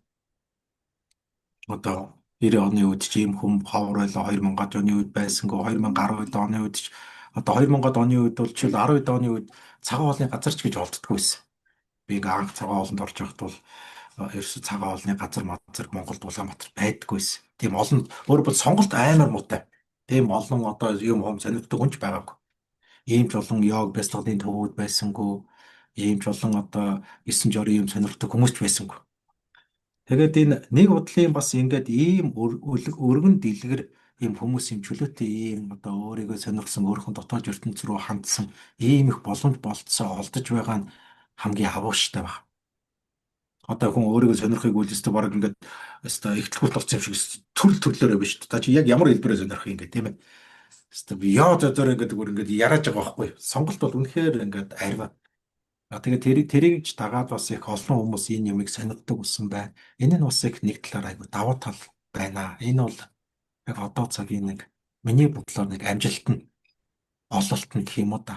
Энэ бол одоо илүү сайхан хэсэг нь энэ байгаад байна. Тэгээ ямар ч хүнтэй гүйччихвэл ингээд ярьсан өө тийм үү гэл. Урд нь бол одоо ч баг хар гаргийн амтын үдцсэн юм шиг гэж яриа болж байгаа байхгүй. Би нэг юм сайн тийм юм гэж байд юм уу? Энэ чи баг мэдрэл муучч гэдэг юм уу тийм үү? Эсвэл одоо нэг жоохон солиотой болчих чинь гэдэг ингээд. Одоо бол ингээд энэ маань зүгээр хүн болгоны сонирхтол юм байгаа байхгүй. Бодмонд ингээд таарал яхад өө чи нөгөө тийм юм сонирхож байгаа хэвээрээ юу? Зүгээр л ингээд чи одоо баг одоо янз янзын одоо юу ч үгүй одоо цагаан ол урд нийт гэхэд бол одоо эвэртэй тулаа үдсэн юм шиг болдог байсан бол одоо бол зүгээр хэмээн л үзэгдэл ямар ч ресторанд орсон цагаан ол байж л байгаа байхгүй менюн дотор. Тэр утгаараа айгүй тийм нийтлэг хэвийн зүйл болж байгаад нь айгүй баярлж байгаа. Энэ бол миний хувьд бол одоо айгүй том амжилт гэх юм уу та. Тийм байна. Нөгөө цаг үе болгон өөрөө бүх зүйлээ аваад ирдэг те гэд нөгөө том яруу найрагч маань хэлжсэн те. Нэрэл тийм юм да тийм ээ. Тухайн цаг үе эрэнд юу болж юм яг тэрийгэ дагаад л хувьсаж өөрчлөгдөөд тэрнийхээ дагуу л бүх зүйлс нь болж өнгөрөх юм да. Тэгээд өөрөөхөө ийм сайхан нарийн нандин өвөрмөц ариун ертөнцөөрөө аялуулах боломж олгоод тэгээ хоёулаа чинь нийгмийн нэлээд чухал сэдвийг нэлээд энэ хөрөлдөөнийхөө бараг 80-90% шахуу ярьчлаа.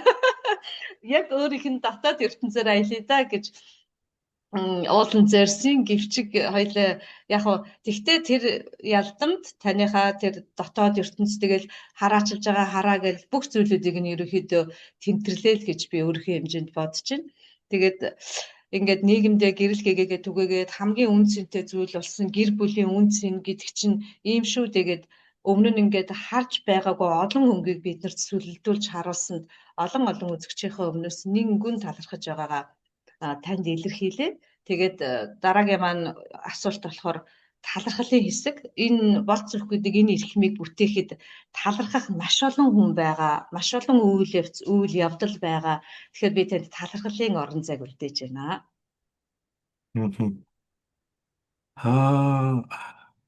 Яг одоо хамгийн анх энэ сайхан зүйлдээ учрах боломж болцоог олгосон тэр анхны хүмүүс маань бол одоо маш их эрхэм хүмүүс байгаа. Өөрөөр бол одоо яг тэр үед анх надад 10 жилийн маань найз маань энэ анхны ойлголтод учруулж ирсэн. Анхны энэ судар номыг надад өгчсэн байхгүй. Тэгээ би одоо ч одоо найзгаа дурсаар явдаг. Тэгээд Ингээд цаашлуул энэ зам үрд маань надад түлхэц өгсөн олон сайхан хүмүүс байсан. Тэгэд энэ бас сайнтай муутай бүх үйл явдлууд бүгдээрээ л энэ юмнууд руу ингээд баг ухаар ингээд энэ рүү гүн гүнзгий ойлгож ухаархаж түлхчил байгаа юм л да. Тэгээ зарим тохиолдолд бол мэдээж бас хэцүү зовлон үед байдаггүй байх. Гэхдээ тэр зүйл маань дараа нь ингээд давс хэдий гашуун ч гэсэн хоолыг амт оруулж байгаа байхгүй. Тэгээ тухайн үед бол дангаараа бол тэр бол айгүй тийм гашуун юм шиг боловч алстаа ингээд нийт одоо хоол шиг уртаар нь харах юм бол энэ маань амттай зүйл болчихсон байлж таард юм байна лээ. Тэгэхээр тэр миний бас хоолнд маань тэр давс болж орж ирсэн тэр зүйлүүд маань ч гэсэнтэй яг нэг үүрэхэд бас учиртай зүйлүүд байсан юм байна лээ. Тэгэхээр миний хоолыг маань бас амьдралыг маань бас ингэж амттай болгож өгсөн хүмүүс бас байгаа. Тэгэхээр тэр бүх хүмүүстэй бас алгаж байна.